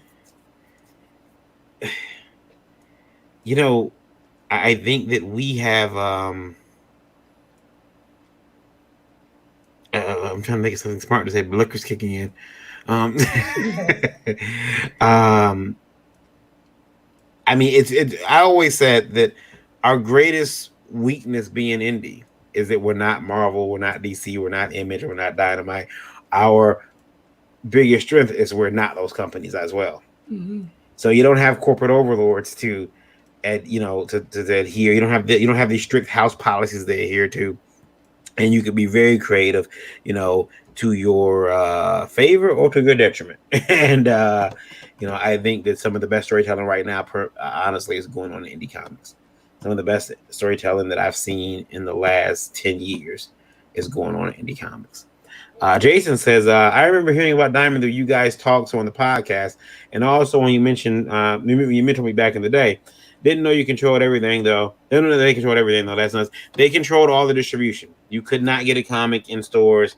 You could try, but a lot of the stores only wanted to deal with Diamond, and not just that, but like we said, Diamond controlled a large part of.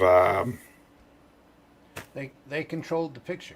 Yeah, yeah. I mean, They controlled the horizontal. They controlled the vertical. they were able to tell people, "I don't print that book. We're not moving. We're not distributing it.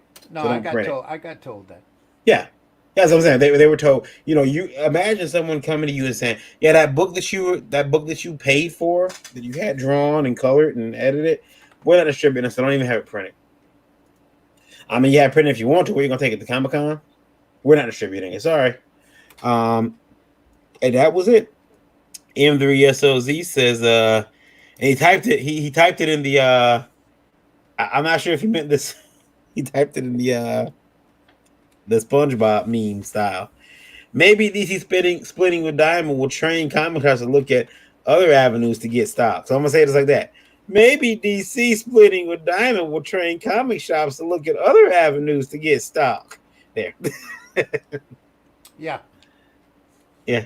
Hopefully they'll, start thinking creatively about how to generate some cash. Rob says, you create something good when people get offended about the change. It can means it has meaning. It will, yeah. I mean, yeah.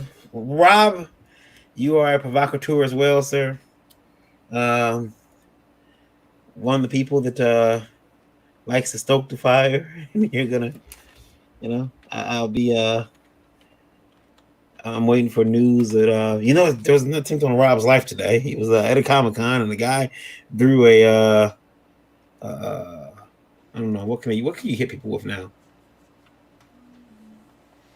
A pair of soiled underwear. There we go. I would go soiled underwear, people. That's what I would do.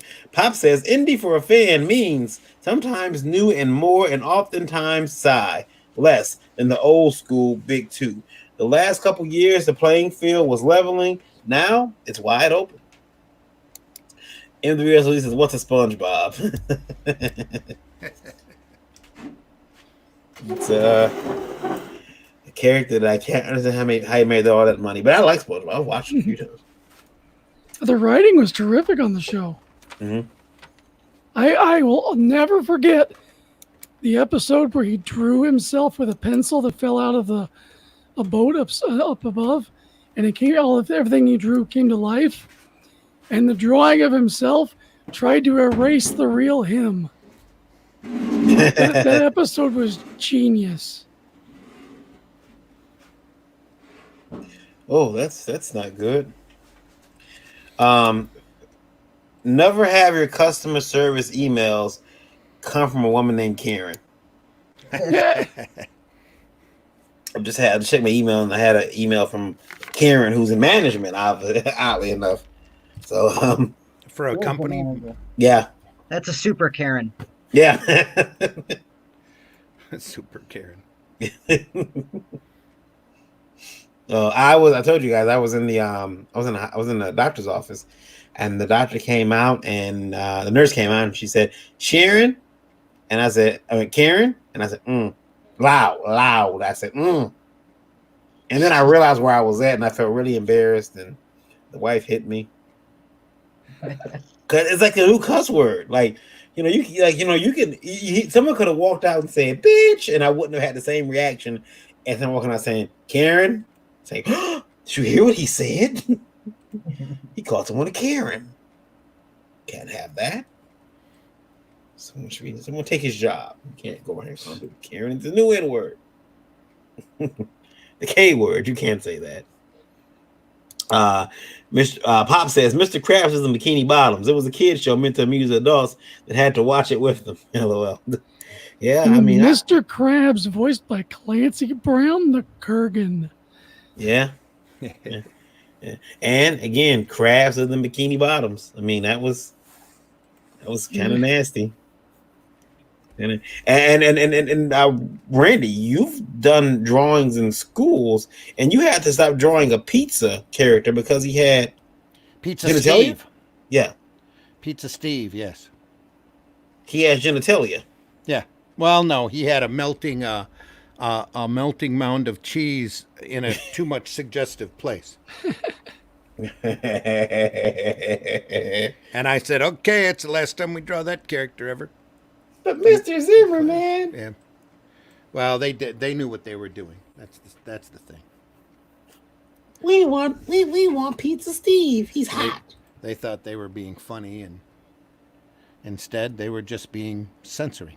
So Yeah.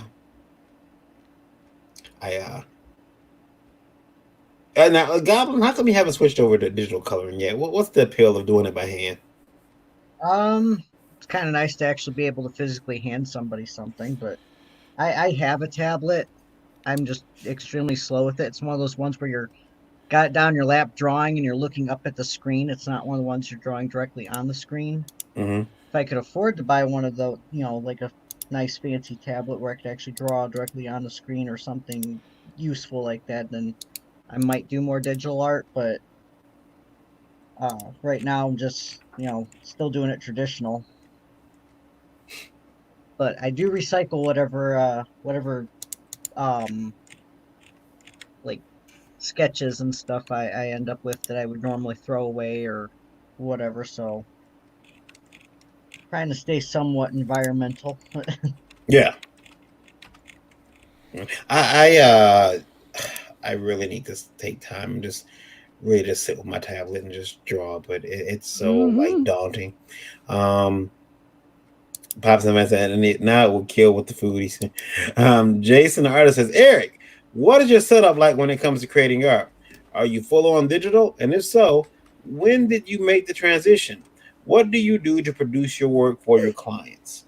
I'd say, yeah, I'm pretty much full on digital unless somebody actually requests like a sketch card, a sketch cover, or a custom comic art page, like 11 by 17 size commission, just because it's so much faster, it's so much efficient. I made the transition really when my illness was coming on. When my illness first started, my skin had this really bad sensitivity. Like holding a wooden pencil, the wood would be so hard against my skin that the circulation would stop and I'd start getting bruising and sores from it. And if I gripped something too tightly, that still happens. But it's largely plateaued. It's not progressing anymore. But I use a comfortable soft grip stylus. On my Apple iPad Pro, I bought a third-party one that slips over the pencil because the pencil was too hard a plastic. And it had that sensitivity. And I also had a lot of sensitivity with art materials. When I was working on my master's, I did a lot of oil painting and found out the mineral spirits, the terpenoid, and all that. My skin was drying out on its own because I've got Sjogren's, which causes dry eye, dry skin. And that was exacerbating that condition to the point where my skin would bust open and bleed. So I really had to just focus on one safe tool that could do as much as possible. Am I boring you? Oh, no, I'm sorry. There's another really weird time to yawn. Yeah, it's always Randy's. Eric, I deeply apologize. That was not intentional. It's fine. It made for good comedy on the spot. But the point is that I started with an Ape Tech generic tablet. It was probably 22 inches wide, no screen in it whatsoever. Had a battery in the stylus. The thing was heavy and wonky. But I started just sketching and drawing in Photoshop, and found that it was an essential tool that I had to have. My setup now, I have a Wacom 22 HD in my studio, and then the iPad Pro for when I sit here too long and I need to go lay on the bed, or if I need to be working while I'm at a convention, or if I go over to my folks' house or whatever, if I'm going to be there for a long period of time, I'll take the iPad. So I can still keep a production schedule going, because I treat this like a 9-to-5 job. I come in the studio in the morning, sit down, work on things, try to get up as much as possible. I do have my art table behind me. The camera is set up, so hopefully this time next week, I'll start doing some live streaming, because I do have some sketch cards and sketch covers to catch up on, and I want to film those. So I'll have that going on behind me, and I'll be able to switch cameras back and forth. between the two. So yeah, I think that answered about all those points. See, I don't know, man. I don't know if I like all of the digital stuff that I mean, like when I'm drawing digital, I find that I'm unable. Oh, there you go. I find that I'm unable to really I just feel like I'm missing something when I'm drawing. And I know it's something that will dissipate with time. I know that. But I can't do it. It's the worst thing in the world. Well, it happened with me with the original Graphire and Intuos tablets that didn't have the screen in them. I got to a point where I was no longer progressing, and I made the argument to my wife. I was like, look, I just got paid for this job. I need to use this money on this because I need to advance the career that I'm doing. I need to be able to work larger. I need to be able to progress more. And frankly, you got to have that connection. Mm-hmm. Since going to this and then adding the iPad a few years later, it's such a natural process feeling now. Like with the iPad, I don't even notice that it's not paper because I have a special covering on it. And that might help you too, because they do have them for the Surface. The paper? Josh, yeah, you got a screen cover that makes it feel like paper. Yeah, you told me to get one of those. I got two of them. I put the one up there. No, it's funny. No, Randy, don't take that personally. Eric does that to me all the time. If he's talking, we've been on the road before. We're going to we're going to one of the mini conventions me and Eric go to together. But we've been driving, and he'll be talking, and I'll yawn, and he'll ask, "Am I boring you?" And normal reaction is yes. you gotta keep working on that production timing. You gotta. No dead air. I just got to learn to mute the mic. That's what it is. Jason's following up here. I don't have a Twitch. Well, I do have a Twitch, but I don't post there. I am going to be doing shows on YouTube, though. Mm-hmm. And there's some of the old ones. You can see me drawing the Dreaded Dinosaur episodes that are up already. And that's Dreaded Dinosaur on YouTube. I'm going to be buying a new Stream Deck in a few days. Maybe. A new one? Did you even use your old one? Well, I do, but it's so I see. Here's the thing: I cheaped out, guys, and I bought the mini because he's got a fine sheen of dust on there now. You can program each one of those buttons to be a folder, though. I know, I can, but the big one is so pretty. And I was like, I'll buy a new Stream Deck. I'll take the small one to Randy, but I'm not sure what Randy would use it for. What? Use what? The Stream Deck. I got a small 6-button Stream Deck. I'm gonna go up to either I'm gonna go up to what 16 button or 32. I'm not sure yet. Okay. But it just allows you to push a button and bring stuff up on the screen a lot faster. It's shortcut keys. I was gonna say, but you can program. I need to find a soundboard. You can make it a soundboard. Yeah, you can make it a soundboard. Yeah, I need to add a bunch of sound effects. The problem with this one is that I built a new computer, right? So now none of my Stream Deck stuff is here. I haven't reprogrammed mine yet either. I'm going to need to get that done. Yeah, so it's let's see here. I've seen guys with 4 32 button ones under their monitors. And it's always pretty weird to see that. Pop says it is that melodious voice. You do. It's such Eric has such a soothing voice. But you really can't. I sound like an 85-year-old Hollywood grandma who's been smoking since she was 13.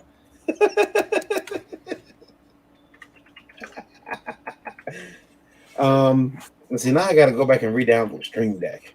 Ugh. Freaking Elgato. There's got the whole Elgato set over there. Are they ever going to update their store? Because I need to get the Elgato mount they mount. It's been sold out on Amazon forever. Their shop button doesn't even work. They just disabled it because they're like, we give up. We're not keeping this thing in stock. Yeah, I think let me see. I'm over there now. I think it's still closed. Yeah. Let me see here. Oh my goodness, go away. Why does it make me open it and Edge. No one uses Edge. You know who uses Edge? Your grandmas use Edge, not mine. I love that meme where it was all the little browser icons are lined up and they're acting like they're, having a union strike or something. What do we want? Speed. And so the first screen is like, who are we? Browsers. And all of them but the Microsoft Explorer is saying something. And then he goes, what do we want? Speed. What do we want it now? And then the Internet Explorer is saying browsers at the last panel. Yeah, the green screen is sold out. Everything is sold out. I know this download better work. Yeah, it's fine. Okay. This is whack. Come on. Yeah, they really need to get stuff in stock over there. Come on, people. Yeah, it's like, where is everything, guys? I mean, how many? You know what's messed up is, well, guys, how many did you have? Like, that's a scary thing when you think about it. How many did you guys have? Did you? Yeah, it probably wasn't like that episode of The Simpsons where he wants to buy that crappy microphone for Bart, and they're like, "Hurry, supplies are limited." Limited?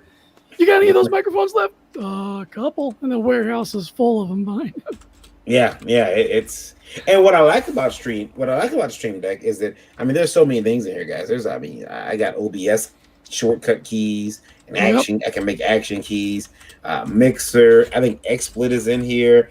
I know that the StreamYard guys have been working with them to try to incorporate some StreamYard things into the Stream Deck, so that it's simple. I can just hit a button, and they really made it for gamers, but it's become almost an essential tool for streamers or people who are doing video production.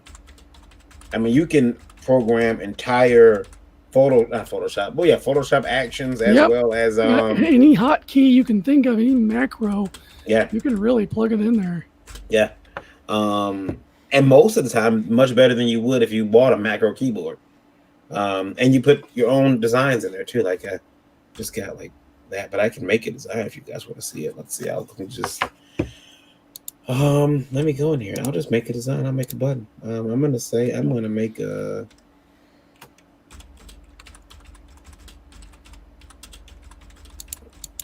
Although I couldn't quite figure out how to make it roar whenever I come on camera. I still need to. Well, yeah, that's gonna be difficult.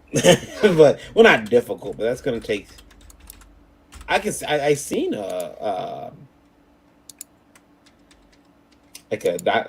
some documentation on how to do some things, but you may have to feed that particular sound through your speakers only, and let your speakers catch the sound, or the speakers output that sound to your mic, and then that's how we'll hear it. It won't be fed through, which is really unfortunate. I mean, unless you were doing a pre-recording. Another thing I was thinking about is doing it as a video format, but have it underneath all of my other footage, because it'll play sound with video. It just won't play an audio file, which I think is bizarre. Yeah. Because it's like when we do the intros for our stuff that has audio, that's playing. Yeah.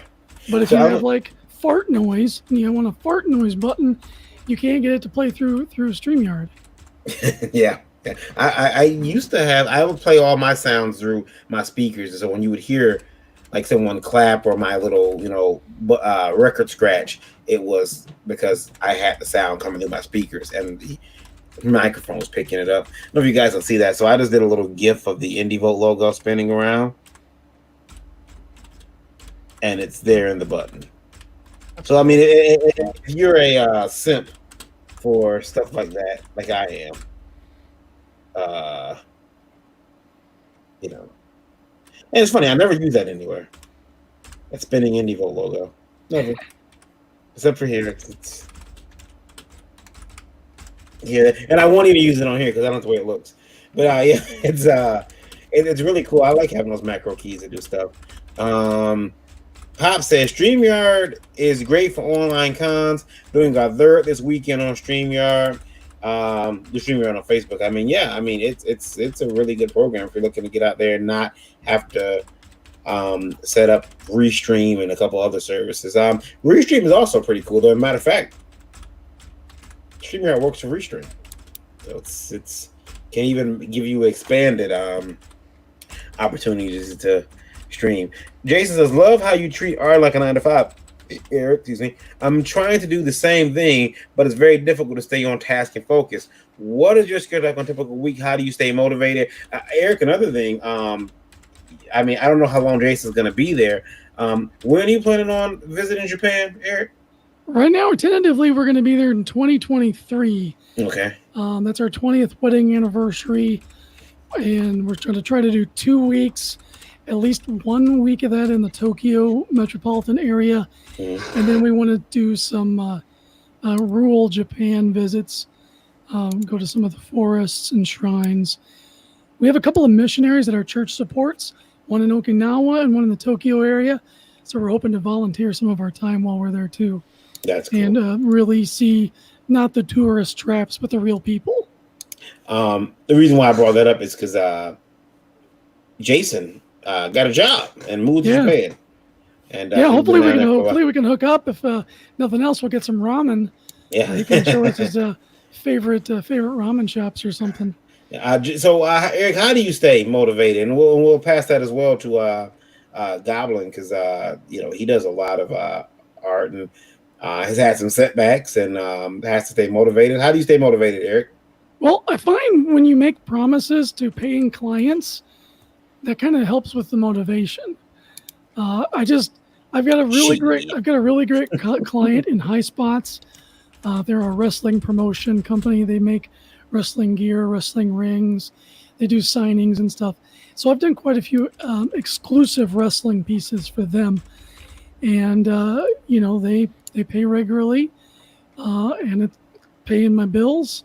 And so I'll put in a 12-hour workday to make something that's pretty amazing for them, and that really keeps me on task.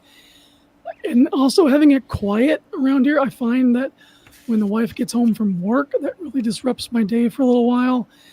Then when she goes to bed, I can come back in here if I need more time.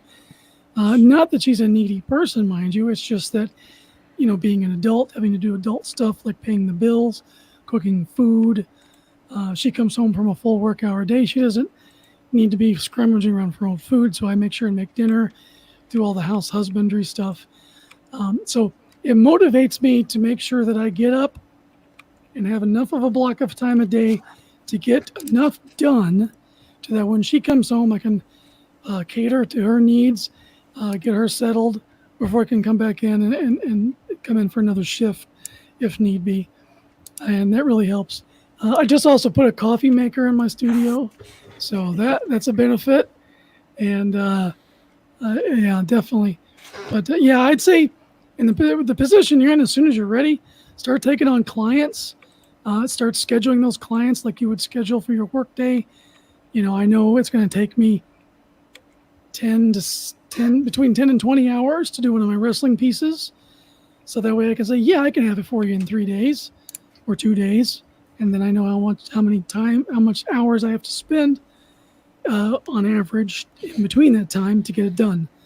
And just shift it and treat it like a schedule. He says, for sure, man, please stop by Tokyo. I'm in the Toshima area. Toshima, okay.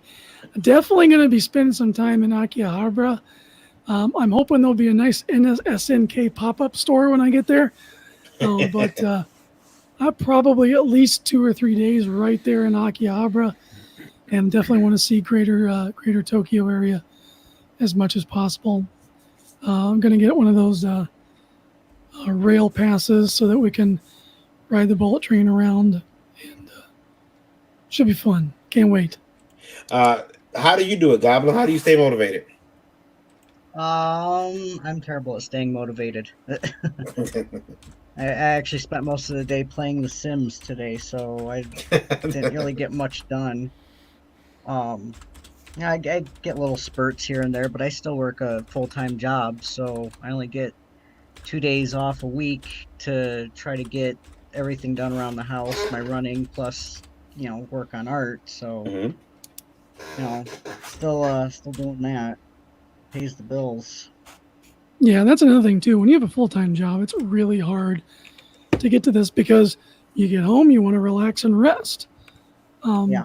I love playing Call of Duty. That is a reward for me. I make sure that I don't do that at all until I reach a goal and get something done. So maybe Varian, you can start no naps until you get a page drawn. Yeah, I'll talk about that. I'll think about it. Yeah, anyway, Randy, you've been doing this for a very long time, since before digital. I've been doing this a long time. How do you do it? How do you stay motivated? I mean, is it like, oh, mortgage is due, I gotta go, I gotta draw? It's more like the client needs it in an hour. I think I better sit and draw it up. Okay, so you're No, deadlines are a great goal setting objective for me. So I always tell people when they tell me to, just get it to me when you can. God, I hate that. That I can't. That if you don't give me a time and place, you're never going to see it. So Exactly. you need to tell me exactly when you need it so that I can get it done by that time. So. Here. But other than that, just the need to the compelling need to tell stories, especially right now because I'm pressing on in those years, and there's a few projects that I absolutely positively want to get done. So I'm not saying that I'm planning on kicking it soon, but there's just some things that I've put off for far too long when it comes to doing comic projects that absolutely need to get done. So that's been my current motivation. Easy. I wish I could say the same, guys, but nah, man. Just I will admit there are sometimes I just don't have the motivation. I'll be honest. I mean, there are times I'm like, yeah, that's not getting done this week. But I'm a lazy SOB, so I mean, what can I say?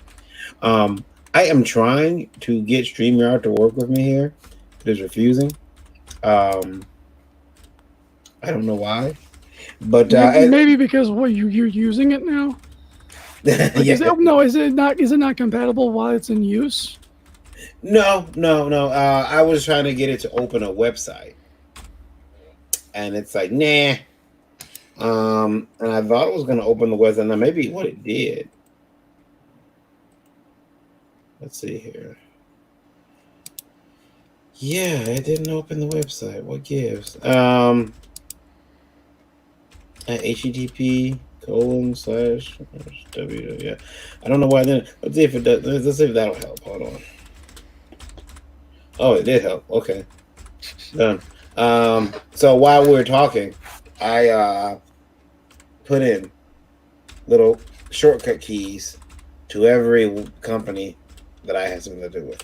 So there's an Indie Vault key there. There's a one for my personal website. There's a Last Call Comics key there.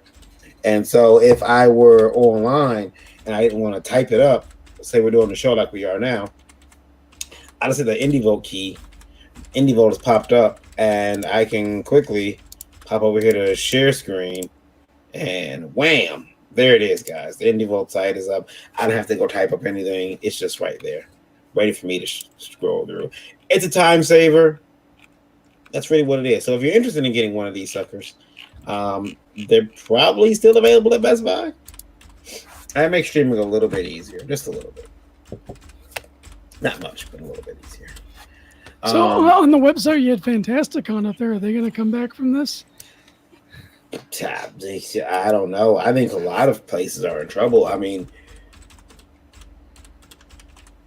I don't think I know we're going to lose some cons. I don't think we're going to know until January, February who's is not coming back. Yeah. Did you hear that Denver's new date got canceled? So they're now 2021 May. Are they? Yeah, because it was rescheduled for Thanksgiving weekend, and apparently the city of Denver plans on using that convention center for the homeless and COVID-19 through the rest of the year. Mm. Ugh.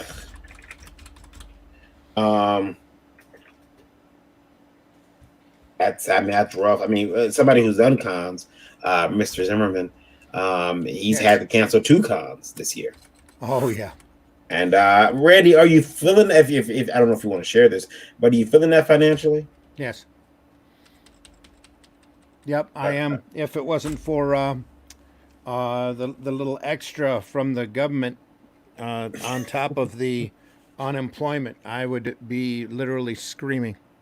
Yeah. As would a lot of other people. I keep telling the wife that if the Trump or the Washington hadn't passed that little extra weekly money, that everybody would have been protesting in Lansing when that protest happened, and screaming. Yeah. Yeah. It definitely is not. It's been pretty rough for a lot of people, and big shows were canceled, huge shows, and I don't know if it's wise for some of them to even try to do a show this year. Honestly, just move to next year, see where we're at then. Now I do want to. I got an email, not an email. I got a message on Facebook about discrimination in cons. Let me bring this up. It's a pretty touchy subject. I've never felt as if I was discriminated against. Like I didn't get in the show because of me. I know that I've not gotten the shows because it was filled up. I know that some shows have juries. Keep having more of myself. I know that I don't really say much online that's gonna trigger people, but I don't think I've ever been discriminated against at a show. Has anybody here ever felt they were put out of a show because someone didn't like them or told they couldn't come to a show? Necronomicon.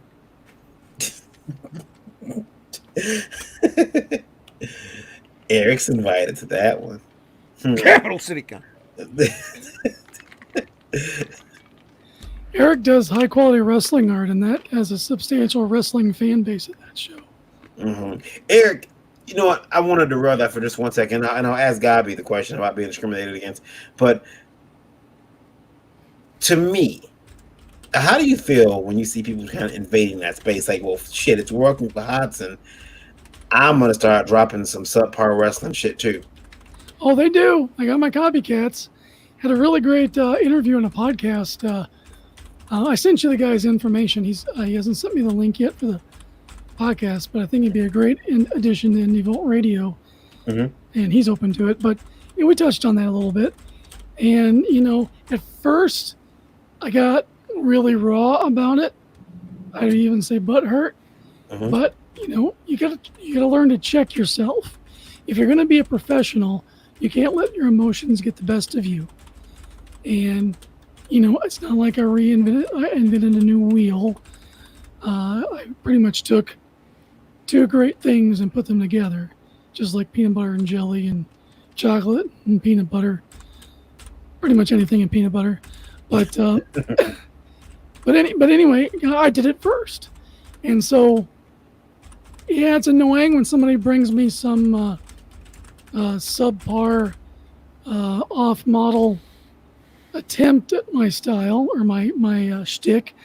But my work speaks for itself, and I've had it validated by my customers that my likenesses are on par, and my quality is higher. So you're always going to have your copycats. You're always going to have people bandwagoning on what you're doing, but that just let that give you fire to not quit.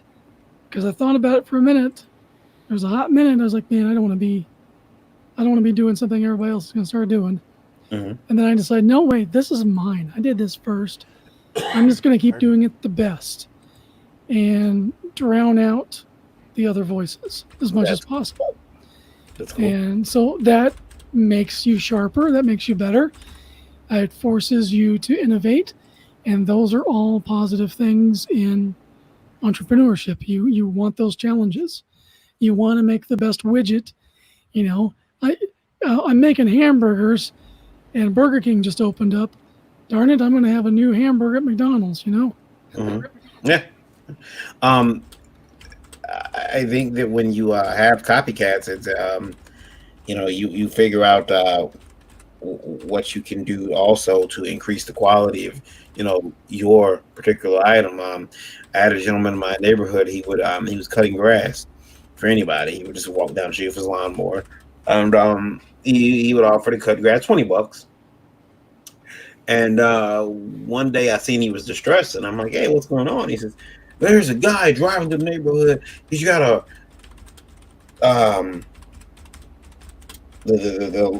driving a lawnmower, and he's charging with $20 to cut their lawn. I got in his face and told him, don't mess with my customers because he's going to all the houses." And I'm like, I told him, I said, "Hey, Ty, you can't do that. Like, why would you get in this guy's face for trying? It's capitalism. He has a service. I understand that you're clients. Why don't you try offering a better service?" And he didn't like that. He didn't like that at all. In fact, now he's no longer cutting grass because he couldn't beat the guy that came to his lawnmower. He refused to adjust his pricing. He wanted, and the guy who does it for 20 now with the riding cart, he edges and everything for $20. It's really quick. We don't have that much grass, so it's pretty quick. And I think that when you got copycats, you have to adjust and figure out if you're going to quit or if you're going to up the quality or if you're going to stay the course. Because, if you quit, then you're giving it to them. Yeah, exactly. Yeah, you don't want to give up the ship like that. And maybe you're looking at a flood of the market. So, like, let's say there's 2 other people mowing grass in the same area. What other services do people not want to do themselves that they'll pay you to do? What can you add to it? Yeah. I mean, how hard would it have been to say, okay, well, I'm gonna go buy a $6, $7, $8 bottle of Weed Be Gone, spray in the cracks of your driveway. I'll do the edging for $20. Yeah. And then when I go to that guy and say, "Hey, wait a minute, the guy who I had sprayed the cracks on my driveway for weeds and edged," and he says, "Oh yeah, that'll cost you $35." Oh no, the other guy did it for $20. You know what? I'm going back to him. And then, but real quick before we move on to Gabi, I want to know: have you had anybody try to? And I guess you don't have to mention it if you don't want, but have you had anybody try to snake a job from you?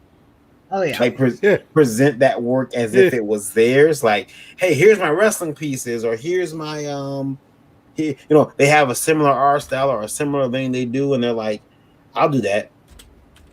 Yeah. The only thing I've had is I've had people who are let's just say they're making color photocopies of stuff they've already purchased from me. Selling it on the sly. Gabi, what were you saying? You say people done it to you?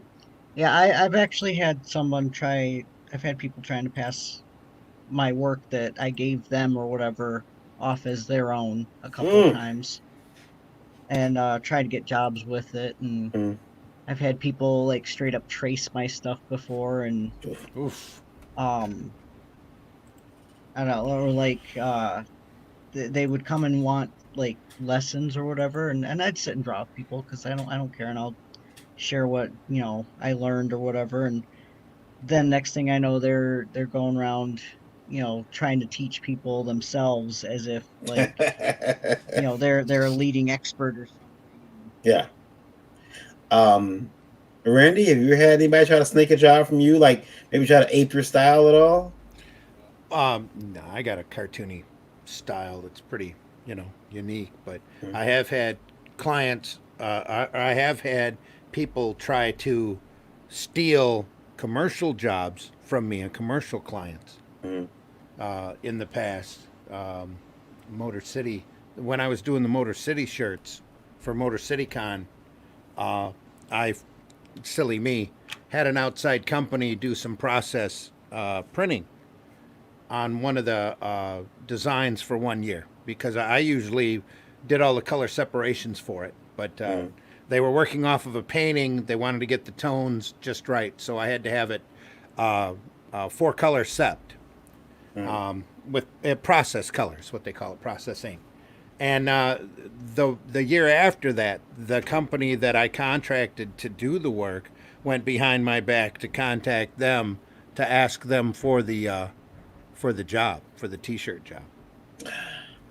And I've had a number of other people who've wanted to get into the T-shirt business who've tried to snake the job away from when I had it at the time from Motor City. So, needless to say, I don't have much to do with those people. Yeah. Jason has said, Eric, so you discipline yourself to prevent procrastination and setbacks. I like that. Gotta take notes on that. Gotta take notes on that for sure. Maybe I'll store my Nintendo Switch away for a few weeks to start. Eric hadn't even played the Nintendo Switch. I don't think he's logged 10 hours on it. It has got some dust on it, that's for sure. He brought it on the trip. We were going to, I forget, again, we travel so much. I forget where we're going, Eric, but around in circles usually. Yeah, he's like, here's my Switch, go ahead and play it. And I had never played a Switch, so I pull it out and I'm like, okay, this is cool. And the graphics are beautiful. It was a remake of a Street Fighter 2 video game. Gorgeous graphics, big huge sprites. And I'm looking at it, you know how you touch a controller and you know it's new? But I know he had this Switch for months and I'm like, this is brand new. Like, is this? Yeah, he doesn't play it. Waste of damn time, Eric. Waste of damn time. I know, waste of money too. It's what you make decisions with your money, and they're usually not good decisions. If you're someone who's broke all the time, look what the decisions you're making with your money. Mm-hmm. I don't know why I bought that damn thing, but it was like, shoot, it's out, it's there, and I kind of want it, and it might be hard to find later because we just went through a cycle where the NES Classic or whatever, you couldn't find that thing for nothing. Yeah. And it was going for triple the price. So I was like, yeah, you know what? Maybe that'll happen with this. No, they flooded the market. Nintendo, I had a buddy who owned a game store. And I don't know if I can call him a buddy, but I considered him a friend. And around the time the PS2 was starting to launch, I remember I didn't want a PS2 until about 2 weeks before it was scheduled to come out. Which by then, PS2 was, I don't remember if you're listening to this and you don't remember, PS2, PlayStation 2 was a highly anticipated system. Isn't it still one of the highest selling systems of all time? I believe so. And only the Game Boy sold more? Yeah, and I remember saying, okay, I got to get one. And I went to his store. He had a store in Garden City, Michigan. And I went there and I'm like, hey, can I get a PS2? And he looks at me as if, like, I'm insane. But he's like, well, yeah, but, it's X amount of dollars down. And it has to be paid off before the date. So I'm like, okay. So my dumb ass goes and gets, and he needed cash, by the way. There was you weren't going to charge it. It was cash only. So I ran taking an advance off my credit card, and I come back and I pay him. And I had a problem of going to this store like every 2 days. So if I didn't go to the video game store and just hang out there, because he had video games, but he also had a growing manga and anime section. And so you can see why I went there a lot, right? And then he says, listen, there's a problem. My distributor says in order to make this work, everybody has to buy 3 games. And one of those games has to be Fantavision. What? Yeah, and I was like, wait, what? He says, yep, you got to buy 3 games. One of them has to be Fantavision in order to get the PS3. So that's another, $100 and something, couple $100 I'm looking at. And I'm like, okay, $160, $170. Okay, well, what games can I get? And I ended up selecting Fantavision for one, which is a fireworks game. It was like you had to string the color fireworks together. It was really weird game, but it was basically a game meant to showcase the power of the PS2. Mhm. And they said, "Hey, you can make this to a game, make some money, yay!" And I ended up getting that. Tekken, I believe, was a launch title, and I believe Dead or Alive was a launch title. But I got those three games, and yeah, I forgot where I was going with that story. But it was one of those things where I ended up paying $600 for that system, all said, a PS2, which I traded in many, many, many years later because I had upgraded to the slimmer model, which I still have, to go on my PS3. And that seems to be a cycle with me. I'll buy a replacement system, but I keep the original, and then I take the original and trade it in on the newer model that's getting ready to come out. It's all the updated new version. It's a Mhm. real great cycle. Did you see I- where Xbox is going to do in Japan Sega branded Xboxes? Are they? Yeah, Microsoft's partnered up with Sega, so all the Xbox Series X, Next, whatever the hell it's called, Yeah. will be Sega branded units Well, to try to get a foothold because nobody in Japan buys anything but Sony and Nintendo. yeah, And Sega is one of their household brands. yeah. So that's how they're going to try to get more of a market share in Japan. And I really want one. Well, the funny thing is that's kind of coming full circle because remember the Dreamcast on the side of the Dreamcast says powered by Microsoft. Yeah. Yeah, so that's kind of coming full circle. Gabi, I didn't want to leave you out. How you felt discriminated against at the con? No, not really. I mean, I've had some awkward moments before I actually started my transition and everything, where people would say like, "Oh yeah, he's the artist," and they point at me, and people are looking past me at the dude sitting next to me, thinking that he's the artist who drew my stuff. Yeah, Which was that's frustrating. And it's weird because I guess when that happens, I know it's me, and they're like, oh, okay. Yeah, Right. it gets weird, and you gotta explain stuff to people, or sometimes they already get it, and that's fine. But that's pretty much about it. As you know, I knew you before you had I think fully started the transition. Yeah. And it wasn't much of a change for me. You just okay, well, now I can fart around you and it won't be Just fart back. yeah, exactly. It's like, and now, and you've always, you always have. I've caught Seth looking at girls, so it was never a matter of like, hey, I can look at that girl. I know, hey, look at that over there. But now it was different. Now it wasn't, but I can imagine how that can be difficult for you. But if someone ever told you, hey, you can't come to the con because you made this transition, that would be unfair. And I hope you would tell us about it so we can shame that person. Oh, yeah. Rob says he has been. Well, Rob, Rob, who made sure you couldn't come to a con? Who discriminated against you to come to a con? Did you blame Rob? Did you threaten someone? Were you what's what I'm looking for, Eric? Were you a Gaslighting? yeah, that's where you did you trigger someone and make them Problematic.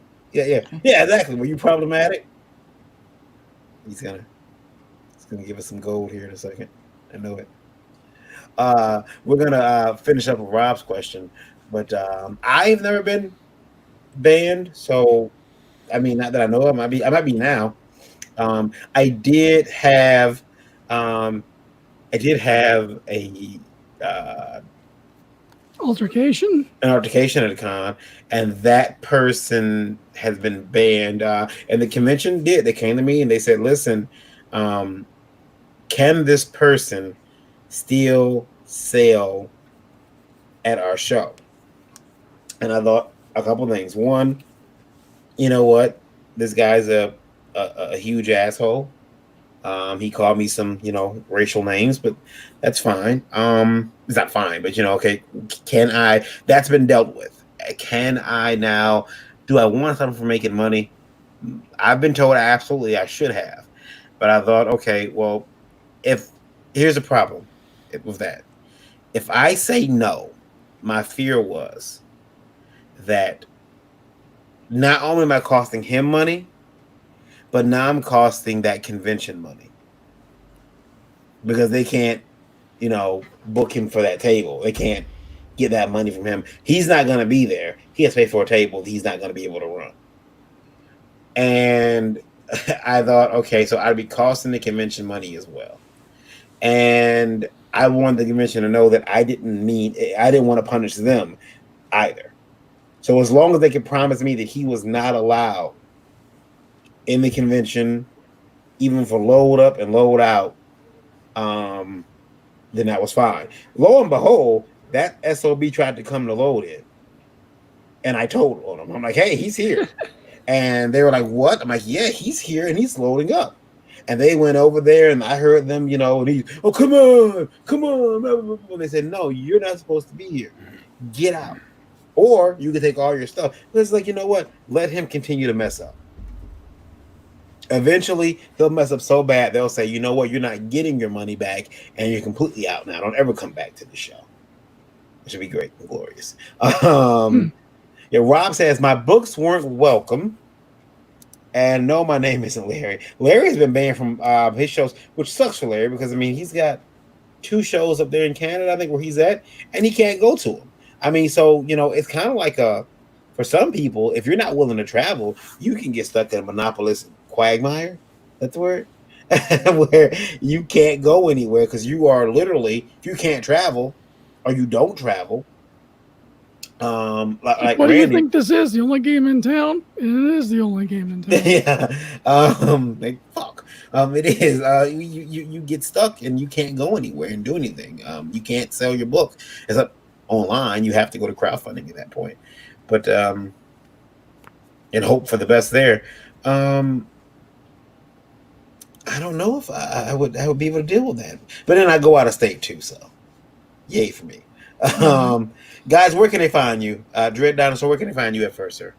I am at Dreaded Dinosaur on all the social medias, YouTube, Instagram, Twitter, and Facebook and so forth.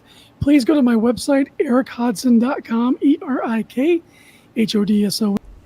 Some of my art. You can buy some of my art prints there. And then you can also click on the little link for Webtoon and check out Dreaded Dinosaur Man on Webtoon. That is my ongoing comic I'll be getting to. And it's 2 episodes are up. So you can go ahead and read those and be ready for some new ones dropping here shortly. And that's it for me. Cool. Goblin Grim, where can they find you? Instagram and DeviantArt and Facebook. Just look for Goblin Grim with 2 M's on the end of Grim. I have Twitter too, but I really don't use it. I really don't. Well, it's better that way, trust me. Yeah, it is. Much There's better where all way. the trolls are hanging out these days. And Oh, yeah. they already got me to quit once, so. Twitter's a bridge with all the trolls. Yeah. Yeah. Mr. Zimmerman, where can they find you at, sir? Well, you can find me on Facebook. You can find me on Twitter under Randy Zim. Facebook under Randy Zimmerman. I do the Zim Geek channel at ZIMMGEEK on YouTube. Please like and subscribe. And you can always find me here on Indie Volt Tuesday nights at 9 p.m. and Thursday morning at 9 a.m. Eastern Standard Time.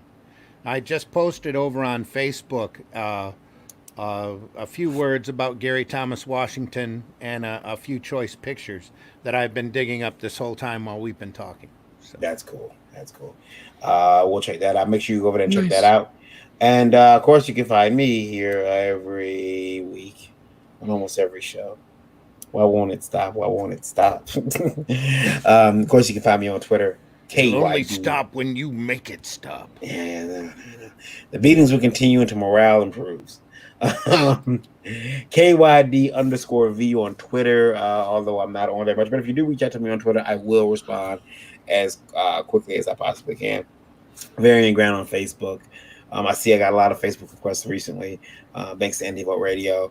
IndieVote.com. They're all spam. Yeah. All the IndieVote.com.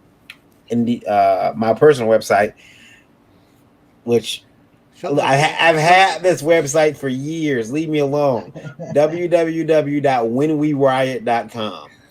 Okay. Show those banners out. Yeah.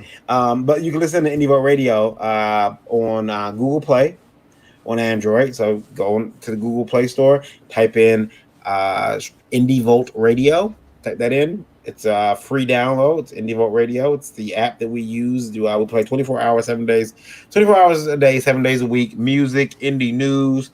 We got Essence House on there. Eric and Professor Trico's Broke Money Hustle is going to debut on the network very soon. Got to give him a nice time slot so you can get in there and find out about securing your financial future through playing the stock market. No Wolf of Wall Street here. No wolf, right, Eric? No, we're more like little cubs that ain't got nothing to eat. Yeah, and of course, download Indie Vote TV on the Roku, which we got some new content up there, and I'm gonna put some up there tonight, as a matter of fact, because I got extremely fast internet. It's ridiculous how fast I can put new content up there. It's awesome. So Indie Vote TV, which is also free, great stuff on there. And then if you want your questions in for Indie Vote Live, which is every Tuesday night at 9 p.m. And every Thursday morning at 9 a.m. as well as Geekgasm, which is Lola's show at 9 p.m. on Wednesday nights, then you can email us at indievotelive@indievote.com. Include Indie Vote Live in the subject field, and please keep those emails 90 words less, and maybe, just maybe, your message we'll put your question up there. We'll make fun of it, especially if Rob is there. We'll definitely make fun of it. Remember, there's no question too small. There's no question too stupid. And don't be afraid to tell us what's going on or ask our opinion about anything in regards to geekdom, because our feedback will be better because of your setback. Hashtag get an education. Hashtag Indie Vote. That's right. Josh says, come play Gears, Eric. So, Ooh, tempting. all right, guys. Thanks for watching. This has been a presentation. It wasn't Art of War like usual, but I think it was fun. It was insightful. We got a chance to delve into the minds of Goblin Grimm and Dreaded Dinosaur. We'll catch you back with these guys. We're going to have them next week. We do have some guests that are locked in definitely for next week.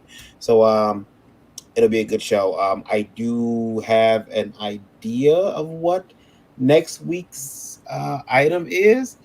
I will tell you this, guys. It is from a very it is an item that will increase your learning about art, and it is sanctioned by a very well-known artist. That's all I can say. That's the gift.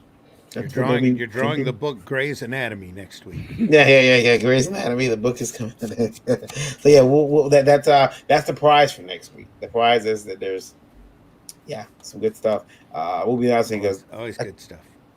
Announcing a type of partnership too. A type of partnership. We'll see. We'll talk about that next week though. It'll be interesting. See you guys. Thanks for watching. I'm gonna lead us out of here. Thanks for watching. Thanks for being here. We'll see you guys next week.